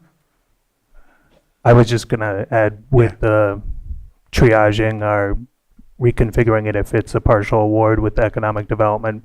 I mean, those are based on individual loans and then individual businesses with the facade improvement. So it could be scaled back also in that regard. Thanks. Thank you. Hey, go ahead, Mr. Lucas. I have one more comment in regards to your question. In the application, the jurisdiction is asked to prioritize use of funds for the very reason that there's very limited funds available for the entire state. And so that's really a determination by you folks on, if we were in a situation where they said, you can have one or the other, or a majority for this project, or and a lesser amount for a program. There is a box we have to check on that in the application, and certainly that's a determination by the board and admin staff, I guess, on that. Thanks. It's I appreciate you saying that, yeah. All right, not seeing anyone else in the room. Was there anyone online? No hands? I'll bring it back to the board for a possible action or further questions. I offer the resolution. The resolution's been offered. Supervisor Owen? Aye. Supervisor Crandall? Aye. And Supervisor Rasmussen? Aye. Thank you. Thank you for the presentation.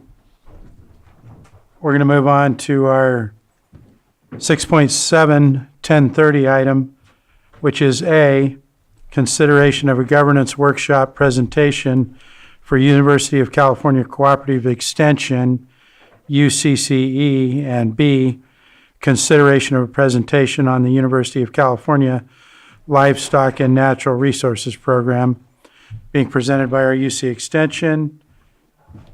And we have Mr. Barnes here, and I'll let you introduce.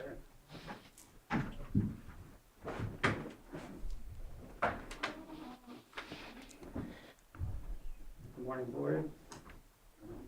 I'm not sure. Yeah, there you go. Good morning, board. Thank you for your time. Matthew Barnes, Director of University of California Cooperative Extension. So item A this morning will be the governance report, and item B will be the introduction of our new Livestock and Natural Resources Advisor, Jenny Lane. I didn't catch her name. Jenny Lane. Jenny Lane. Thank you.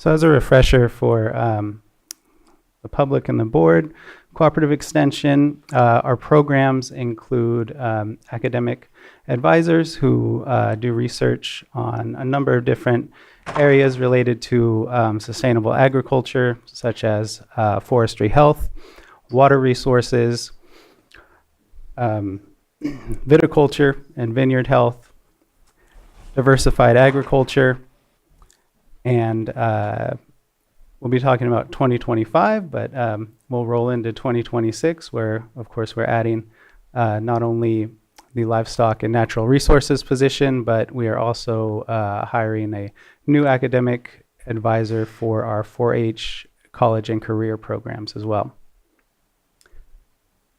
Okay, so in 2025, let me go back. So those are our academic advisors, but of course we also house the county's 4-H program and connect our local 4-H clubs to the statewide program. And also the Master Gardener program.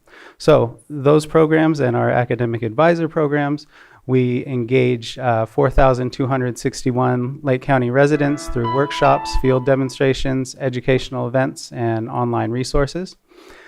We hosted or supported 135 workshops and events addressing forestry health, fire resilience, diversified agriculture, gardening, water stewardship, and youth leadership. Supported 4-H youth development, leveraging 8,400 volunteer hours, expanding leadership, STEM, agriculture, and civic engagement opportunities for our 292 enrolled 4-H youth. We advanced diversified agriculture research and outreach, supporting specialty crops, including pears, walnuts, olives, wine grapes, and emerging alternatives through applied research, pest management, pruning demonstrations, and grower education.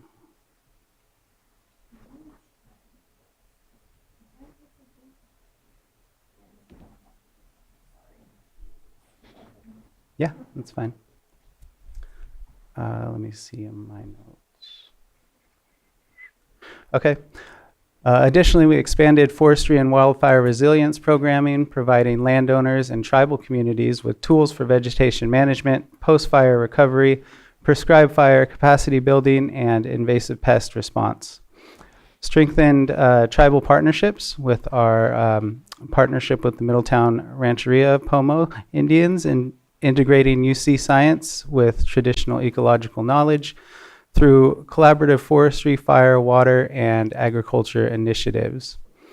We delivered Master Gardener education and outreach, supporting water conservation, sustainable landscaping, fire-wise gardening, and local food production through trained volunteers.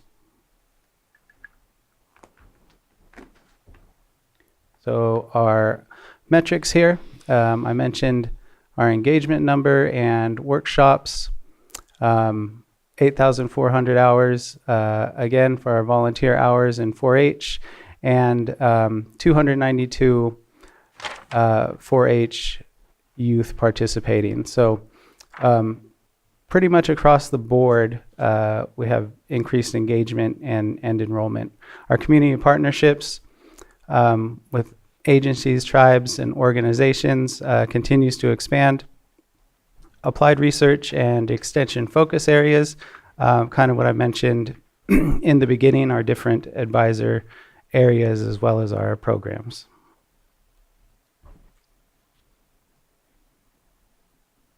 So in 2026, we hope to expand on all of our current programs.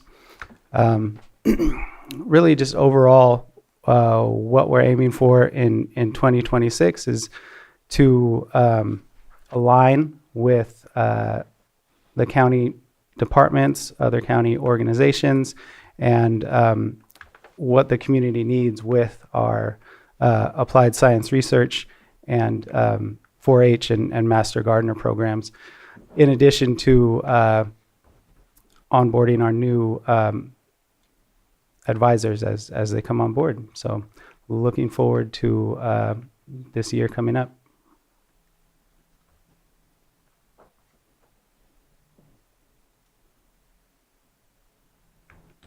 I think that's kind of redundant.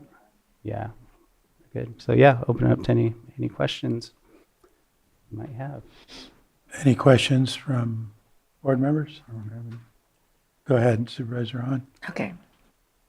Well, welcome, Jenny Lane. Thank you.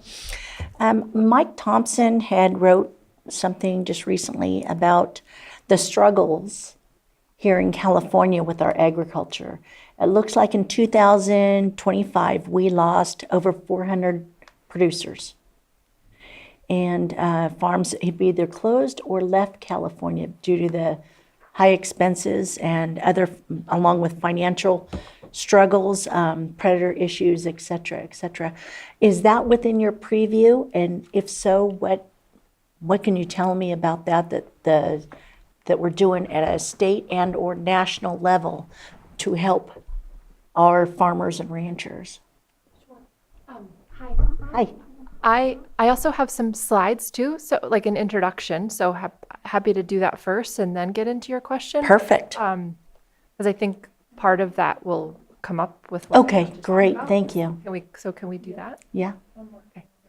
Yeah. Any other questions on the first part of the presentation?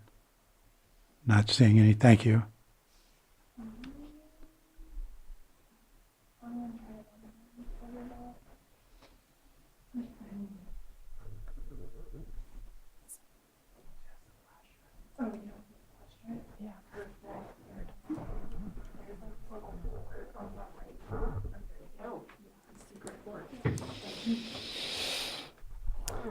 Okay, so while she's bringing that up, Jenny Lane, our new University of California Cooperative Extension Livestock and Natural Resources Advisor serving Lake and Mendocino counties. Jenny brings a wide range of experience in livestock development, food systems, and natural resource management to her new role as Livestock and Natural Resources Advisor. Before joining Cooperative Extension, Jenny worked with the One Health Institute at UC Davis, where she helped lead research and training efforts focused on livestock health, wildlife conservation, watershed restoration, and resilient food systems. Her training background bridges animal and public health and natural resource stewardship, and she brings experience translating research into usable guidance for producers and land managers.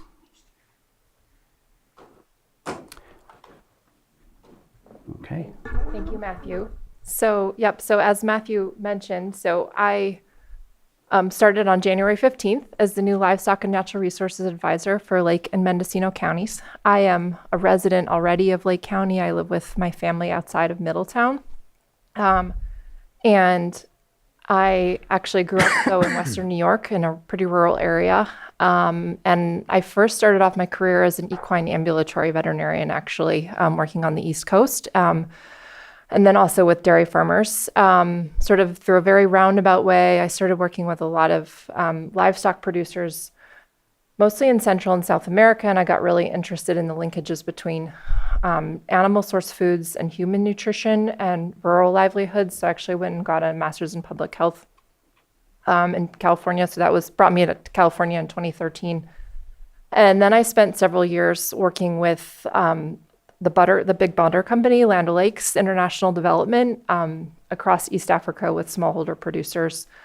So farmers that are sort of mixed crop livestock, subsistence agriculture, and mostly rain-fed systems, and got a lot of experience with sort of working in rural, low-resourced areas, and then spent a year working on food security policy in Washington, D.C., also with Land O'Lakes.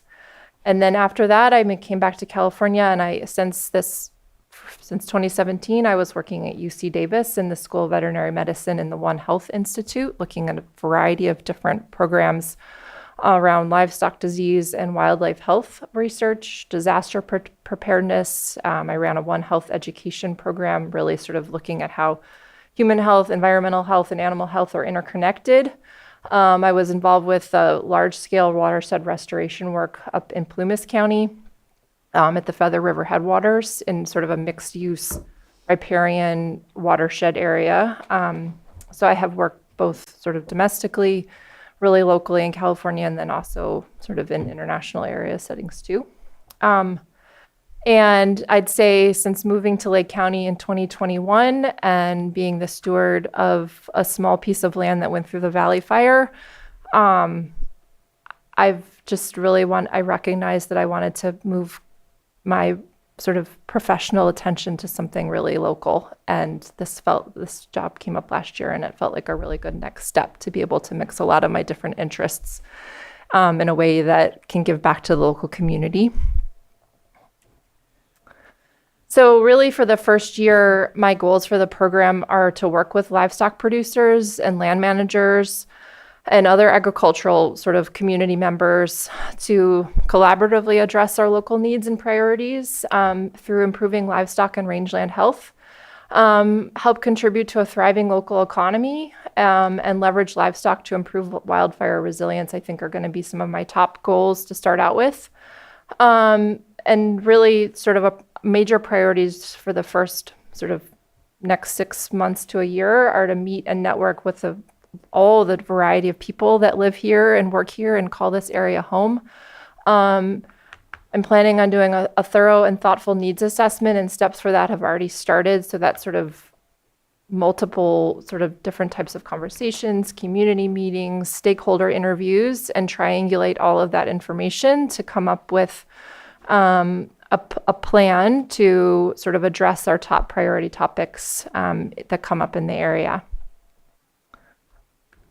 And sort of already starting with that, so meeting with the Ag Commissioner, the Farm Bureau, RCD, other sort of stakeholders in the region, and then plenty of producers. And I'm happy to meet more people and get to know them and what their sort of desires and needs are in the area.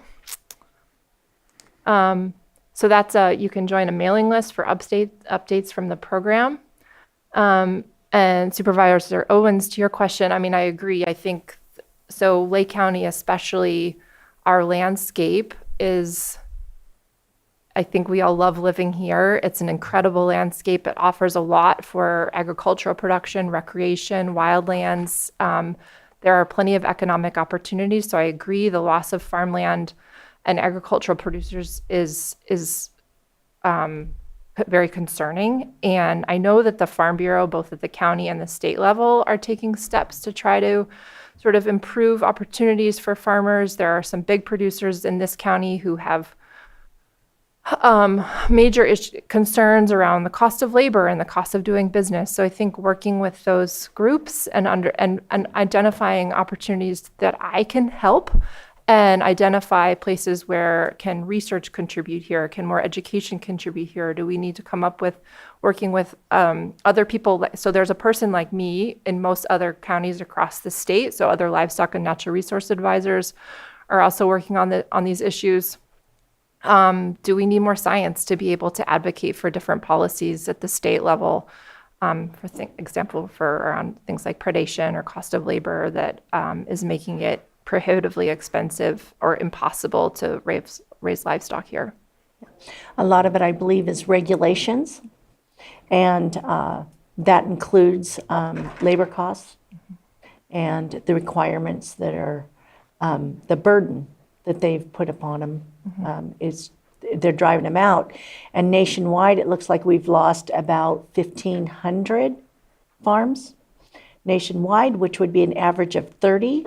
So at 400 for our state, 30 per state. So at 400 for our state, that's well over the nation's average. Yeah. So I grew up in rural upstate New York. So sort of in the 90s, I watched dairies just disappear because it was too expensive for farmers to farm. So I understand what that, like I've watched it for a long time, and I'd love to be able to work with others to identify sort of leverage points that we can use to advocate to bring farmers back here, because there's still land available and opportunities, especially for things like targeted grazing and other sort of places where we can address existing issues in the county through livestock. I think there are opportunities here for that. And I believe that at the national level right now that there's some things going on, some movements because of overreach of basically government and restrictions that I think that we're starting to get some support. So Rawlings, I know, has been very proactive. Yeah. So I think now is a good time to start working together. Yeah, there might be a good policy window right now for sure. Thank you. Thank you. Go ahead, Supervisor Crandall. I see wildfire resilience, but it's also, I think what also would help too is for floods as well. So some of the areas where we have vegetation in the channels and things like that, it might be another way to, coordinate, when it comes to that. So thank you. Yeah, thank you. Thank you. If there's nothing further, I'll go ahead and open it up to the public. Do we have anybody in the room?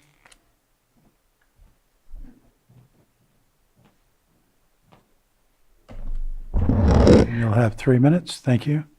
Good morning, Mr. Chair and Board. Director Barnes and Ms. Lane, thank you for your presentations. Very interesting. When it comes to the needs assessment, I think that's... Margot, could you just state your Oh, name for the sorry. record? Yeah. Margot Kambara. Thank you. Taking a needs assessment is an excellent idea to find out what should the priorities for the county be and the stakeholders. So for your list, I suggest adding the feral pig problem. It is a national problem. It's a regional problem. It's definitely a Lake County problem. Right now, it's taken on as an individual, like parcel to parcel or landowner to landowner basis, but maybe we need a regional approach, to eradicate these pests. So please, I suggest that we take a look at that and perhaps explore grant funding that might be available. But I think the most effective way to tackle that problem would be on a regional basis, but definitely a countywide basis. Thank you so much and welcome, Ms. Lane. Thank you. Thank you. Anyone else in the room? Not seeing any. We'll move online. Nobody online. I'll bring it back to the board, and these were presentations only. So anything further, Mr. Barnes? Or no?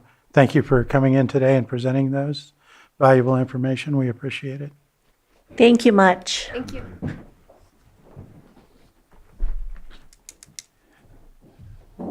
I'm going to move on to our 6.8, 10:45 a.m.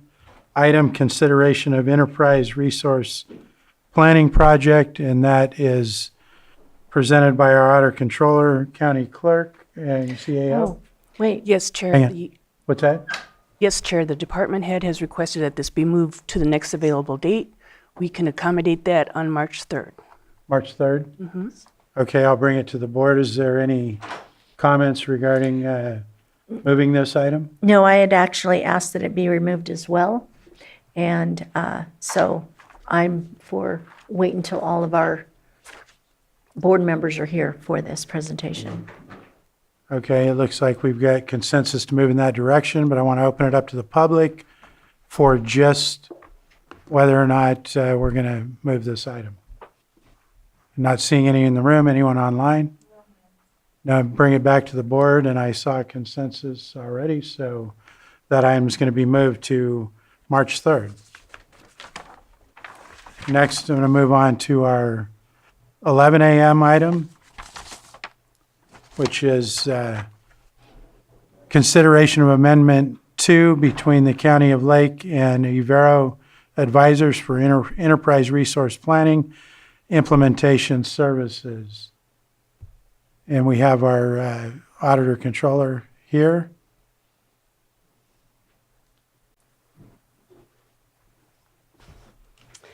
Good morning, Board. I had aligned Genevieve Harrington, Auditor Controller. I had aligned the presentation for the Enterprise Resource Planning System to align with this contract amendment, which is very important. This, just so you know, this Avero is the consultant that has been with us through the beginning of the project, and what's in front of you is the remainder of the contract that should get us through the end. So I'm happy to move the presentation so that way the whole board can be here. I had to put a lot of work into it, so that's fine. But the contract, I was hoping we could move forward with today. Okay, well, board members, do you have any input on that? I have a little bit. Go ahead, Supervisor Owen. I do know that I had, as a courtesy, spoke with, kind of reached out to the other supervisors that were gone to see if, if there was anything that they were, would like to be here for. And that was one of the items that they had wanted to wait till they were here on. However, since then, I've spoke with Genevieve about this, and it sounds like it's really kind of up against a wall, a bit of a wall, and that this has been we've spoke about this in the past. So she did try to reach out to Supervisor Sabatier, wasn't able to reach him, as I understand it. And so I know that, I believe, Alan, are you here on this? No? Okay. So as it looks, I'd just like to get the input from everybody. Because we are up against a wall, I would like to wait, but it sounds like that would kind of put a kink in the rope. Well, and if it helps, this was a line item that was spelled out in the budget. So it is the same contractor, same work that has been approved. We're well under the budget amount, well under the appropriations. Sure. So, but it's just, we would like to get the invoices paid for the consultants. So that's all this is. I was hoping to align it with the presentation, but if we could go ahead and just move forward with the contract, and I'll come back with the answers to any questions anybody has. And we need to do, I'm okay with moving forward with it because we are in a pinch. Thank you very much. Supervisor Just Crandall. a couple of questions or thoughts. Is there a way to break down the $225,000 and how it will be used? For which? Well, so what we're receiving is approximately 2 to 3 project manager, kind of like a department head level staff that is helping because it's a very long-term project. So it goes back about 18 months now. So through that time, we've had employee negotiations where half of the county staff is pulled, and I can't stop the project. So what happens is a consultant will attend the meeting and then debrief the county staff member once they're available so that they continue. And then when they're done with their task, they can come back in. Because this was a long-term. So it's a long-term project, but it's not the type where we would want to hire full-time staff because we do know that it's going to end.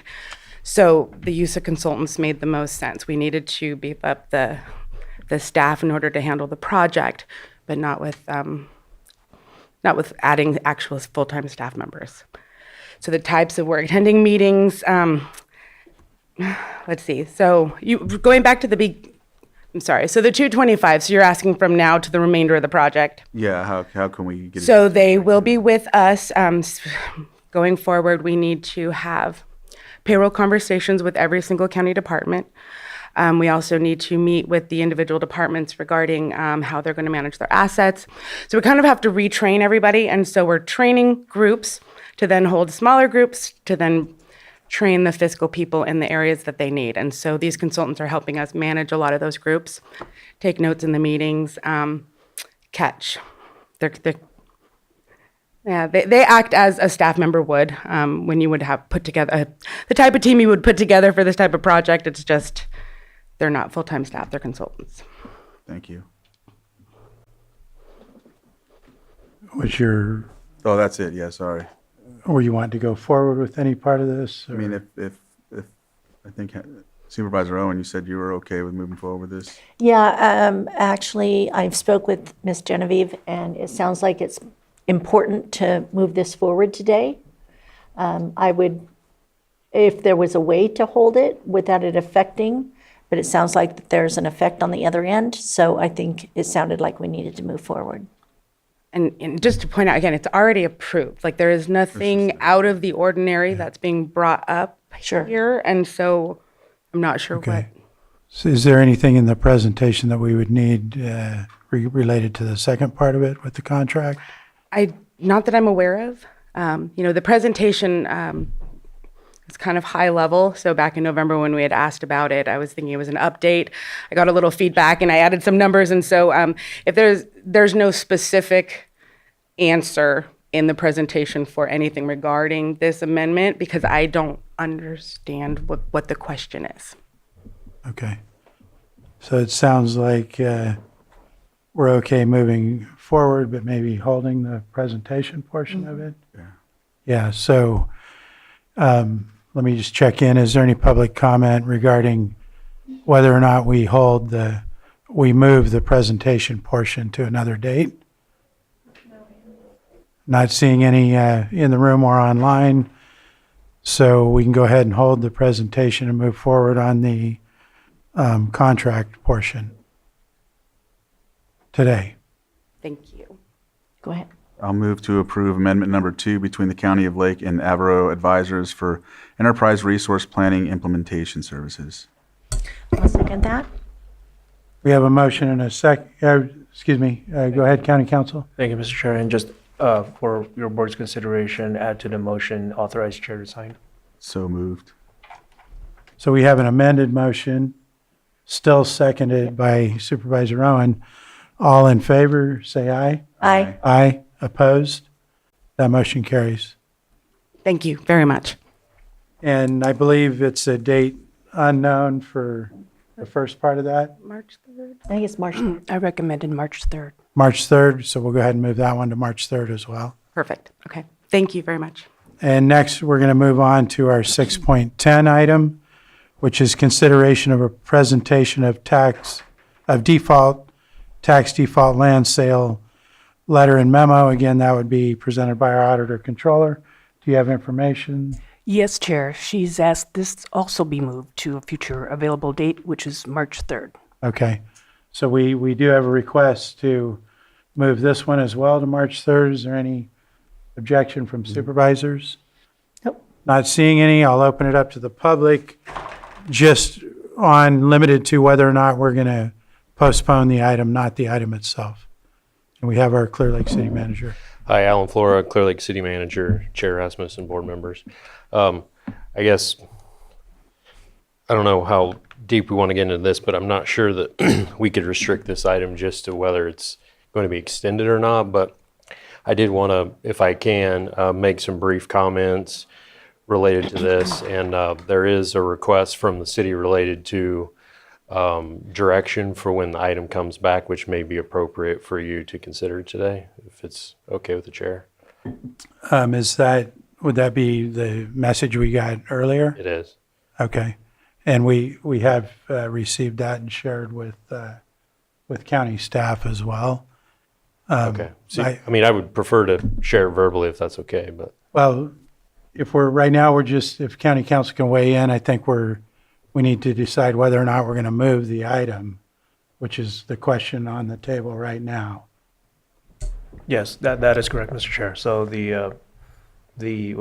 what's presented to your board at this point under this item is to just pull it to a later date, not the substance of the item itself. Right. Okay. So with that, I'm going to go ahead and not allow detailed discussion about the item itself because we're going to move it to March 3rd, but we have received this letter. Okay. So well, it is. Again, I think that the item itself is on the agenda, so it's probably not appropriate to restrict comment on the item, but I will just refer you to the written comments that I made. Thank you. I appreciate that. Is there anyone further? What was that? Betsy, if you can unmute, and again, this is just related to whether or not we're going to continue this item at this point. Thank you, Mr. Chair. Betsy Kahn. I don't know exactly where the line falls, but if communication from the city of Clear Lake was submitted prior to the discussion of this item that relates to this item, I would appreciate it if you would make sure that the document is posted with the current agenda so that the public can see what was submitted. Thank you. Thank you. And as I stated, we did receive the document from the Clear Lake City Manager. I did personally copy that to county staff this morning to be included in the record for discussion on this item. So I would believe that would be part of the public package. Yeah, it will be, but it would be added to be visible prior to the details of this item discussed for the next meeting. Correct? Yes. Okay. So I believe that would answer that question. Is there anyone further online? No more hands. So bring it back to the board regarding this, moving this item. Do we have consensus on that? Yes. Yes, we have consensus. So that is going to be pulled to a future date. I think it was March 3rd. March 3rd of 2026. So with that, I'll go ahead and close that item. And We have our next item, 611, which I can't call yet. We're 7 minutes away. Do you have a suggestion, CAO? 7.2. 7.2? So we're going to pass for now 611. I'm going to move on to 7.2, which consideration of Lake County City Area Planning Council membership to remove and appoint a member at large. And I will just start by commenting that Supervisor Sabatier and I are both on the Area Planning Council. We have discussed this item with the Planning Council. That was their recommendation to bring back what's in front of you today.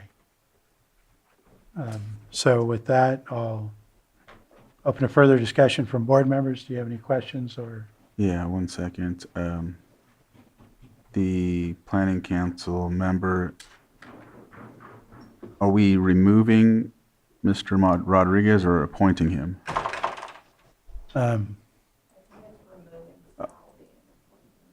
Correct. Well, I think that's probably not going to happen. I don't think Mr. Rodriguez works for Robinson Rancheria any longer, so. Okay. Well, my understanding was that I don't know that his application was related to, because I think it was just a member at large position. Okay. That's my recollection of that position that we're dealing was a member at large. I don't believe it was specific to any entity or organization.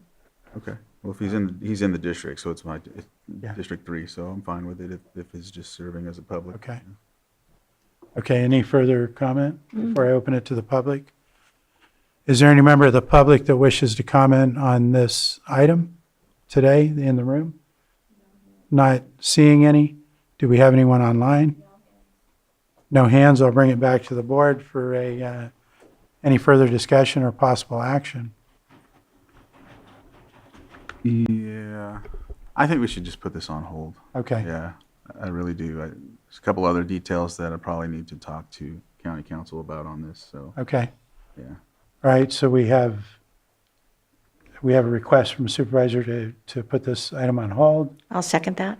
Okay, so there would be consensus. County council, did you want to weigh in on anything?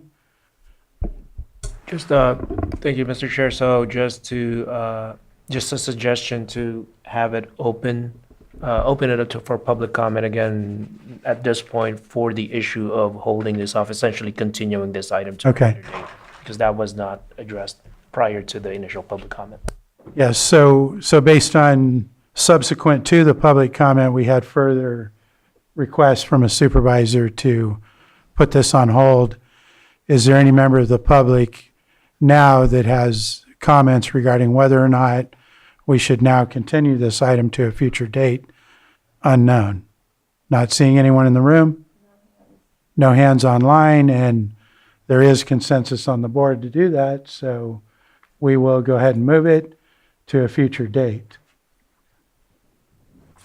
And we still we're not at time for that other item, so I'm going to move to 7.3, which is consideration of the following advisory board appointments. Number 1, Central Region Town Hall. Number 2, Child Care Planning Council. Number 3, Maternal, Child, and Adolescent Health Advisory Committee. And so if we could discuss these, supervisors, we'll start with Central Region Town Hall on any comments or recommendations. I recommend who's applied. Okay. Seeing no further comment, Child Care Planning Council. I believe I am an alternate on that, if I recall right. I don't have any concerns about the appointments that are in front of us. Is there any further comment? No.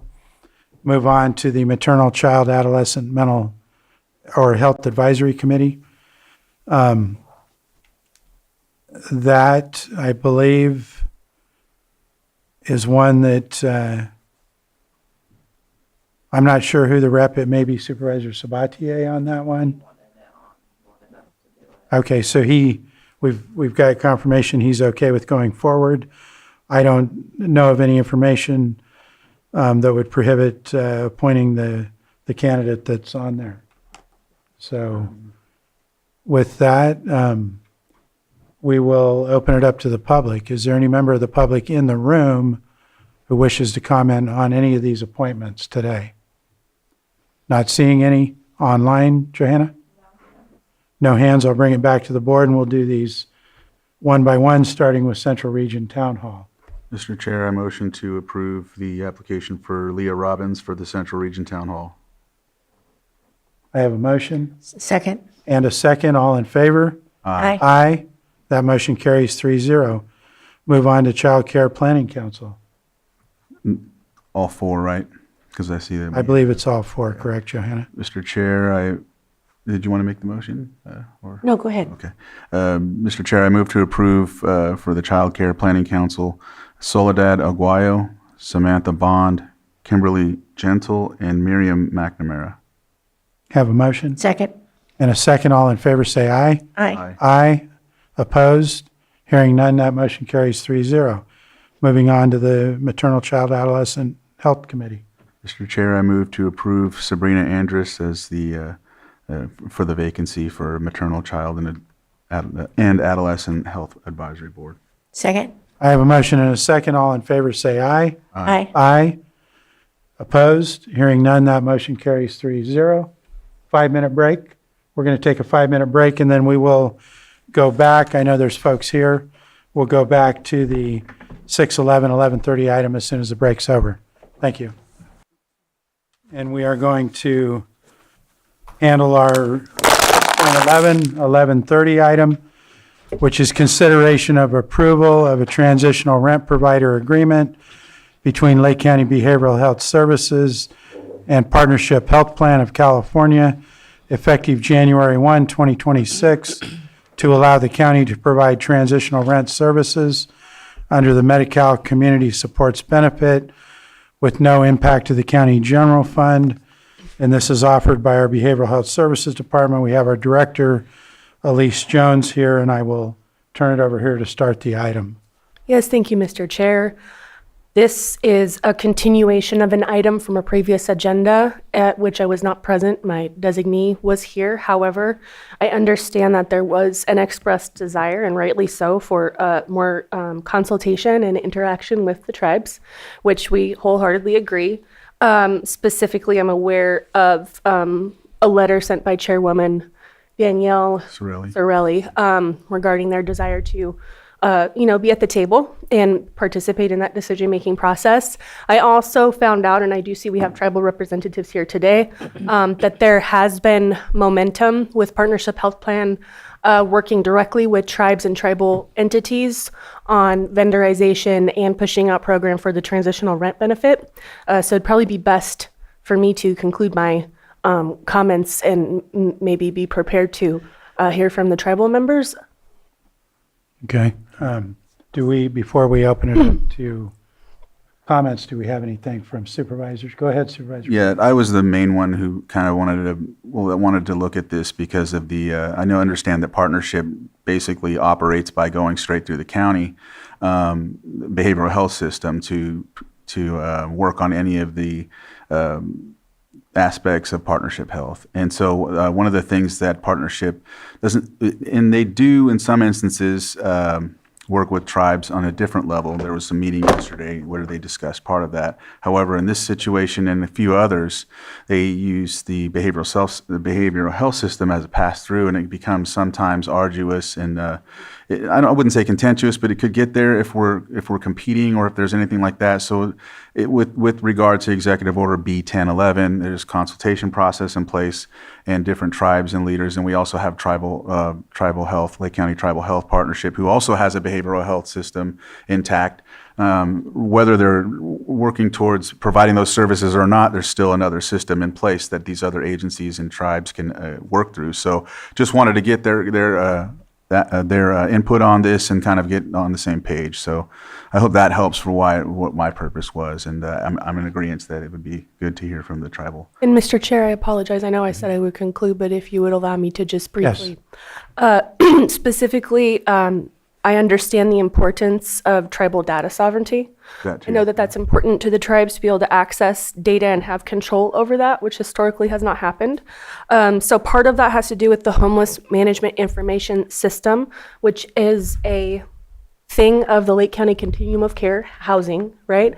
And so there's this intersection of the continuum of care, behavioral health, and then partnership health plan to operationalize the transitional rent benefit. So we have identified some tentative technical fixes to allow anonymous entry of data and or a walled garden, they call it, within the database system that partitions off tribal data.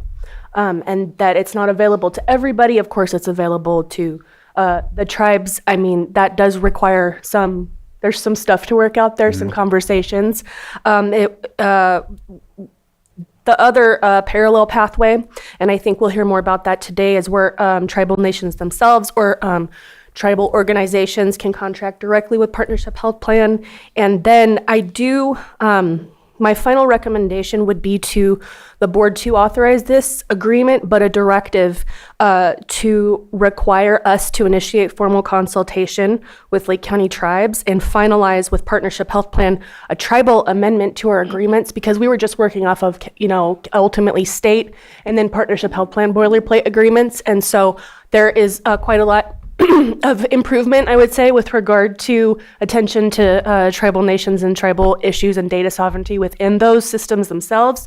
But we are proposing actually language to the state to basically say, like, we'll serve everybody, and to the effect that tribes can, if they wish, use this themselves, can access it themselves, and don't have to go through us. Okay, thank you. Okay, and I just want to comment, when we received the letter from Chairperson Sorelli from Habemetalel yesterday, I did forward that to Director Jones right away, as well as staff. I appreciate all the work you did to look at some options on how we can make this work for the tribes. So with that, if there's nothing further, we can go ahead and open it up to public comment. We'll start in the room.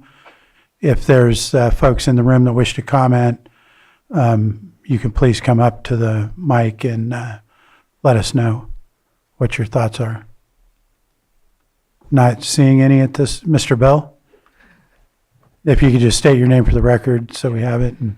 Thank you. Kyle Bill, Executive Director, Conocotai Native Wellness. And I appreciate the comments from Director Jones. I do support that there, at least at minimum, be a language in there to engage with tribes and tribal serving programs. Some of the concerns that we wanted to raise is to ensure that we understand that this is all of a new process, especially with the partnership and the health partnership and the state.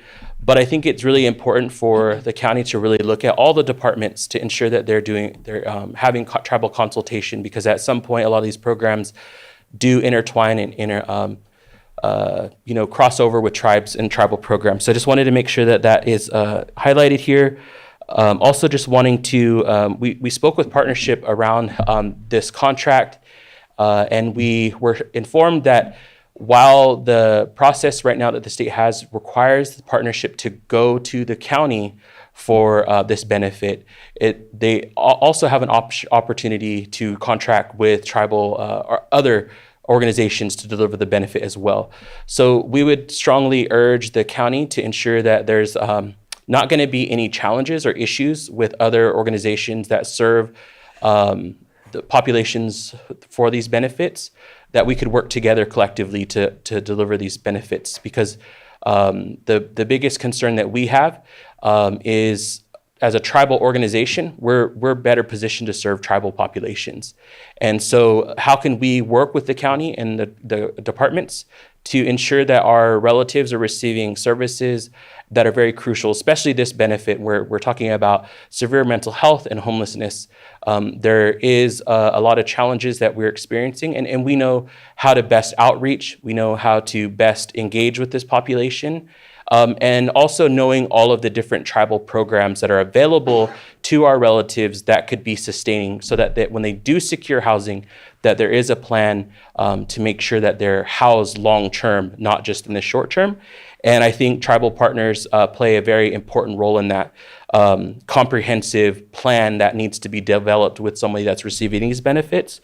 So I just wanted to make sure that there's collaboration and it's not being all on the county to deliver these benefits, because there are those historical challenges with getting data.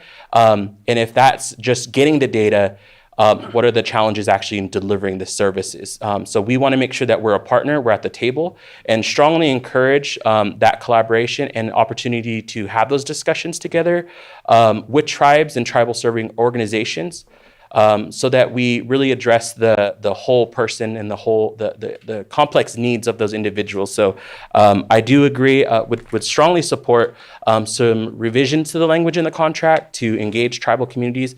And I think it's a wonderful opportunity for Lake County to set a precedent for how partnership has contracts with other counties and tribes. So Thank you.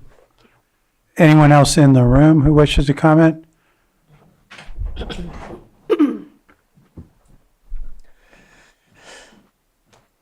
Good morning, Board of Supervisors. My name is Ernesto Padilla. I'm the CEO for Lake County Tribal Health. And first, just to reiterate what some of the comments that were already said, there is a consultation responsibility from the state to government when it comes to any matters tribal, especially healthcare. I think that when that responsibility is given to someone like a managed care program, like partnership, they assume that responsibility. I think that's the piece that was missing here. To my knowledge, they never reached out to us to sit at a table and discuss this. So I think that's one of the points I want to make, that's the missing piece here. And second is the continuity of care, where in this matter, it's a continuity of culturally appropriate care, where it makes sense for these community-based organizations that already have a deep relationship with these patients, and a relationship not only with the patients, but also with our behavioral health therapists. We have a team of 15 where they can really serve the patient, I think, in a more culturally appropriate way, and staffing-wise as well. So that's all I wanted to make a comment. Thank you. Thank you.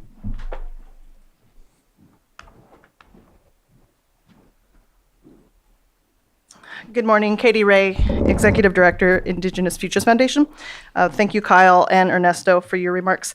I don't want to come up and reiterate everything that they've said, but I do want to say that I'm thankful for Ms. Jones and her comments this morning, and it helps me relax a little bit hearing her words and knowing that there could be a possibility for us to work together. We do work very closely with our communities. The stigma around behavioral health is very, very deep, right? Especially coming from our Native community who has a hard time going into behavioral health because of that stigma. When you have someone who works with CBOs, and we've been working with them for a long time, it's a lot more comfortable for them to come to us already. So having for them to switch into a transition and going from Lake County Tribal Health or working with us to going then to county behavioral health could be something that is detrimental to them. So I do look forward to seeing revisions in the contract and going forward with working in a collaborative effort. Thank you. Thank you. Do we have anyone else in the room?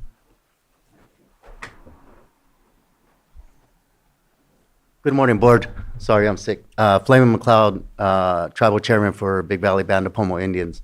And I do want to reiterate, some of the things that Kyle touched on is, for our people, we have our own social services department, right? That's the first contact our people have, right? And we do utilize the county behavioral health when it's last resort or needed, because we utilize, say, Kanokatai or other programs because they're more culturally sensitive and they understand our people because they're related. We're relatives, right? And so that's something that, I hope is taken into account And we're appreciative of the words that, the things that you said, and working together is something, moving on and just keeping that relationship open, right? So thank you.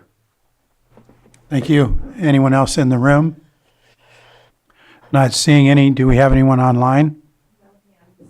No hands online. I'm going to go ahead and close public comment, bring it back to the board, and we'll start with Supervisor Crandall. Yes, and so I'm glad that you mentioned, Chair McLeod, that the tribes have their own social services departments. Some of the tribes aren't established as of yet as much as Big Valleys, but I know that others are looking to do some of these things as well. So we get ahead of this when they start moving forward. We'll be able to have a good relationship and some verbiage that'll ensure that there is consultation.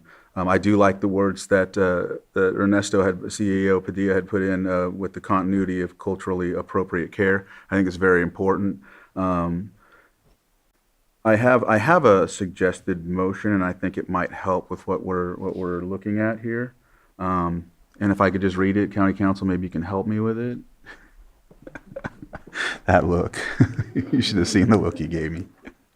So it has to do with, so if I was to move to approve transitional rent provider agreement with the condition that the behavioral health director initiate formal consultation with Lake County's federally recognized tribes within 30 days to discuss tribal participation as designated providers or subcontractors under this agreement, and to develop a non-substantive amendment incorporating tribal coordination provisions, and that being the continuity of culturally appropriated care.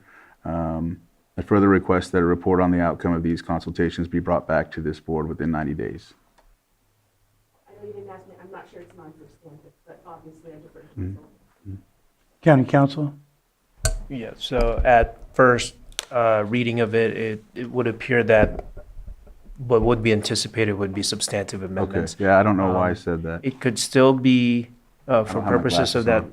motion language, could still be a part of the motion, just instead of non-substantive, substantive. There would still be deadlines to that effect. Essentially, the approval of the agreement would be conditioned on those items. From what I hear, there's a 30-day deadline to essentially consult, and then there's also a 90-day deadline. That would be, the 90-day would be just to come back with the information, but 30 days to consult and back to the board to report by 90 days, yeah. And for clarification, for purposes of that motion, the whatever amendments that may be agreed upon between the pertinent parties in this, that would also be presented to your board for possible approval. And my clarification at that point would be, would it be within the 30-day deadline or 90 days? I would say 90 would be more realistic. We did forward my draft language to Partnership Health Plan, but of course you realize they have their own counsel. All right. Were you done? Yes. Just a question of clarification. So with that motion, if that motion were to go forward, does that allow well, first of all, I'm 100% agreement that we need to talk to the tribal entities and work out what's going to be the best path forward for them.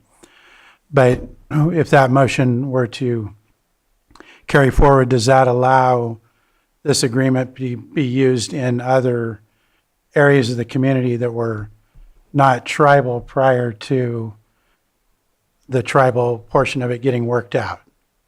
Does that make sense? That's my question. So as it's framed, the motion language conditions the approval of the agreement, your board or the county's approval of the agreement conditioned on these items: 30-day deadline, 90-day deadline. If those items are not met in some form or fashion, then your board essentially revokes or takes back that approval. Therefore, the agreement would not be approved by your board. So because it's a conditional.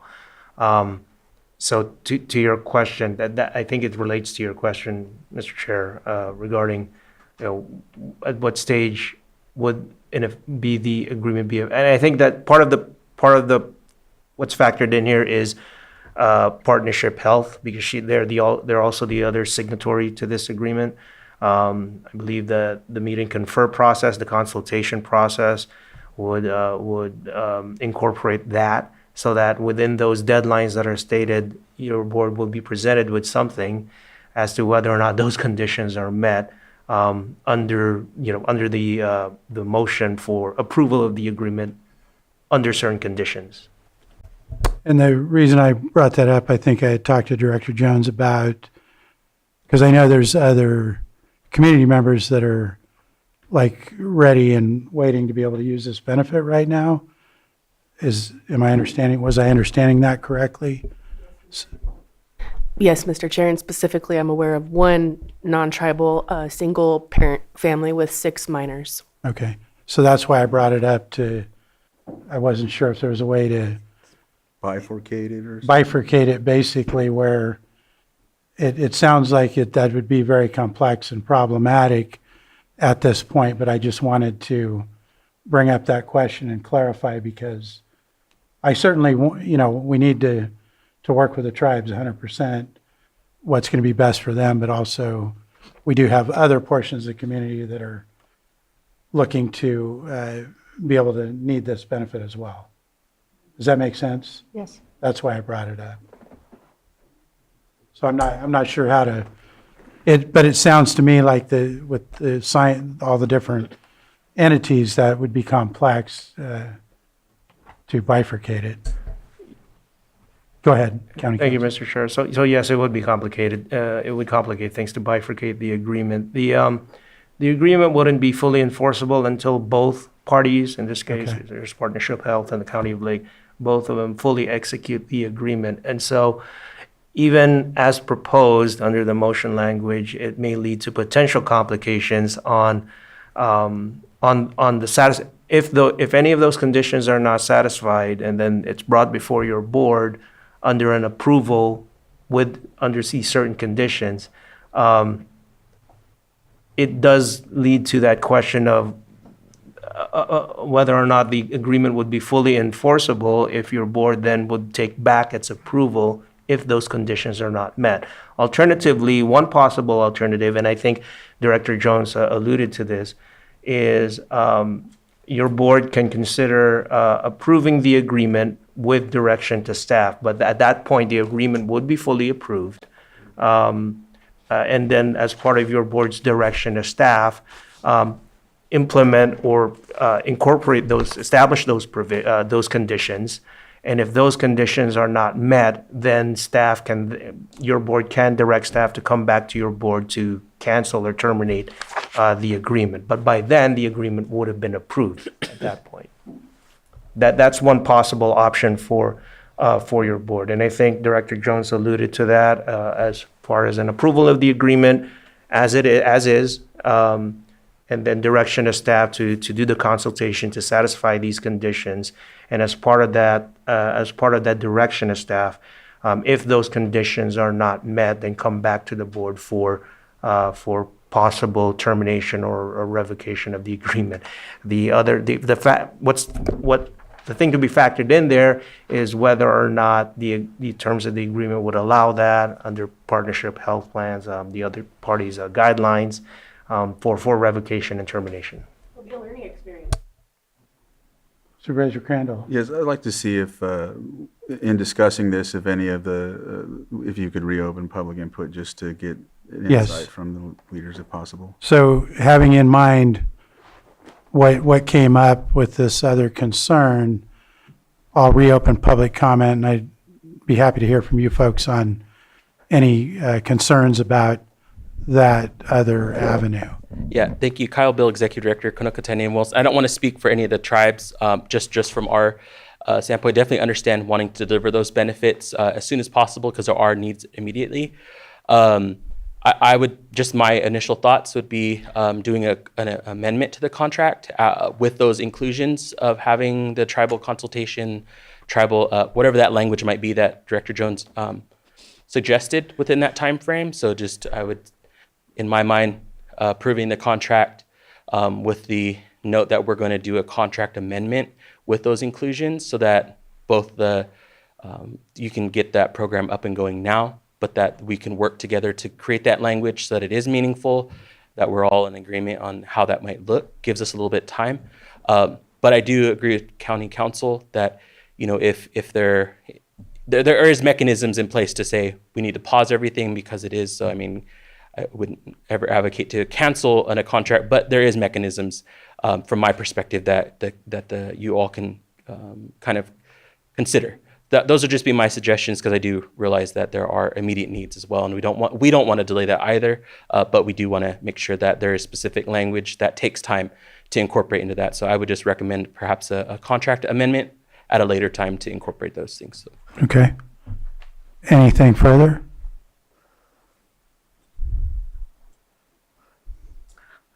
Katie Ray, Indigenous Futures Foundation Executive Director.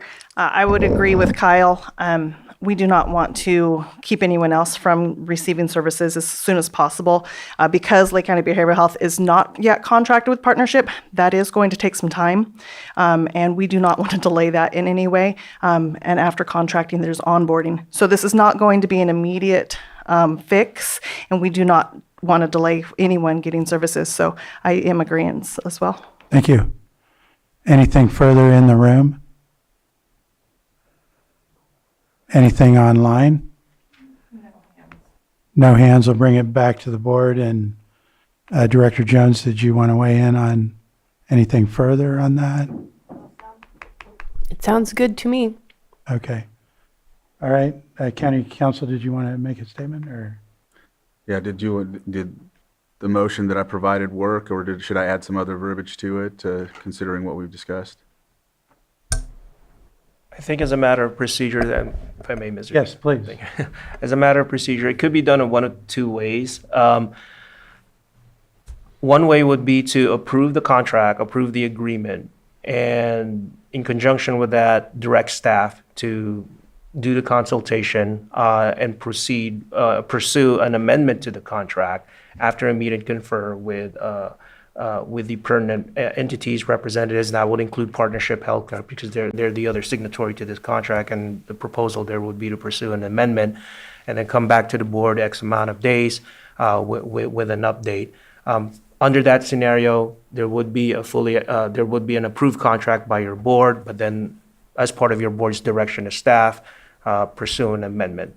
What's left out there would be in the second scenario, because in the second scenario, all of that would be in place, but with, in light of the proposed motion language, your board can also consider adding, as part of your direction, that if there is no agreed upon amendment by the parties, then to add a condition to pursue the termination or cancellation of the contract, which again, staff would have to double check with Partnership Healthcare on whether or not that can still take place. I think both of those are pretty consistent with what your board has discussed here, as well as what's been said at public comment.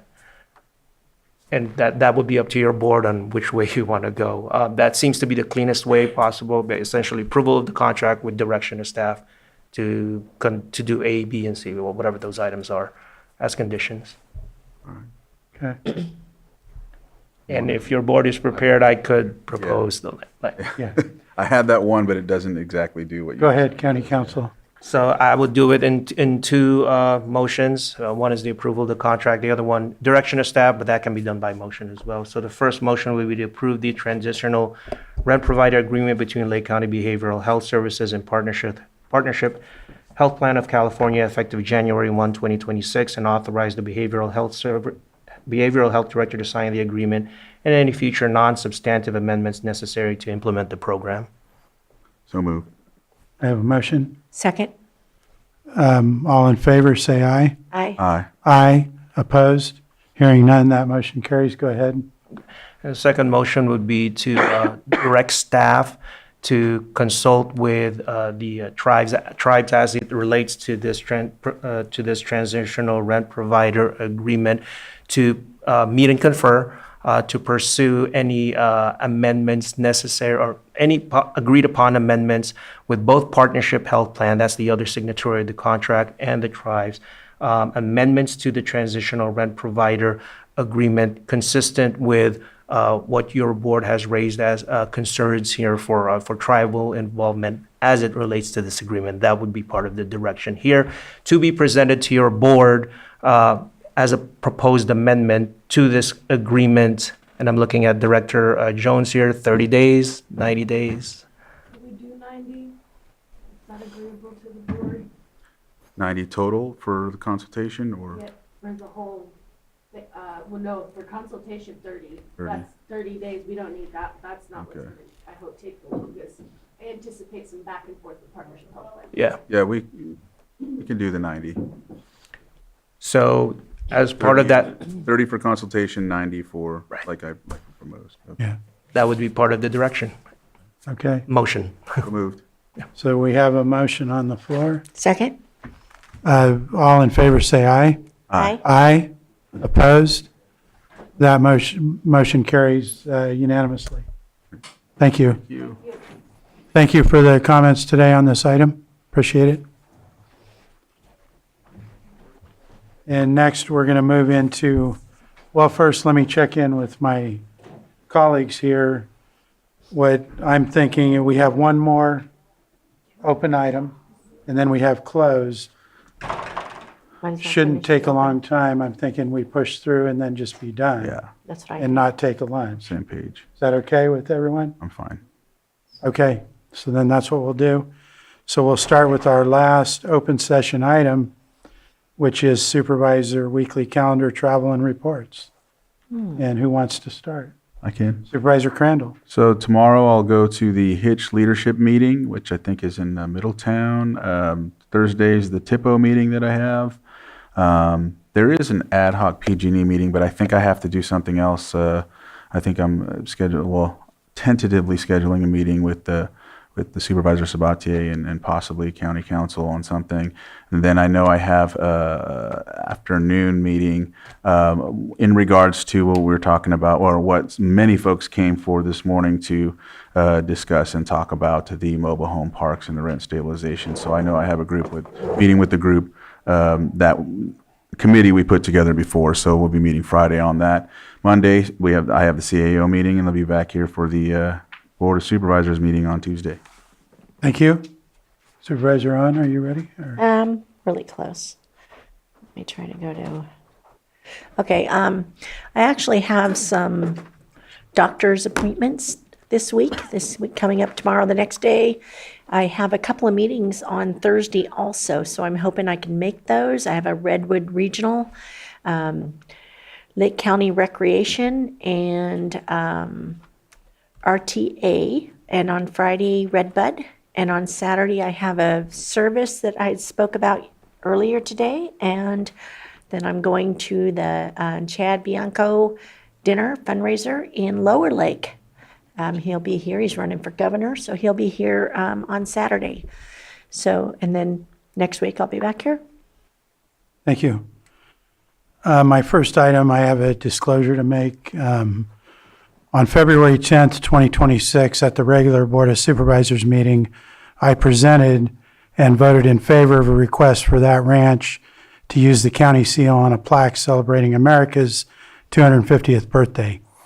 At the time of my preparing the item and ultimately discussing and voting in favor of the request, I had overlooked the fact that in 2025, I had accepted gifts from the owner of that ranch.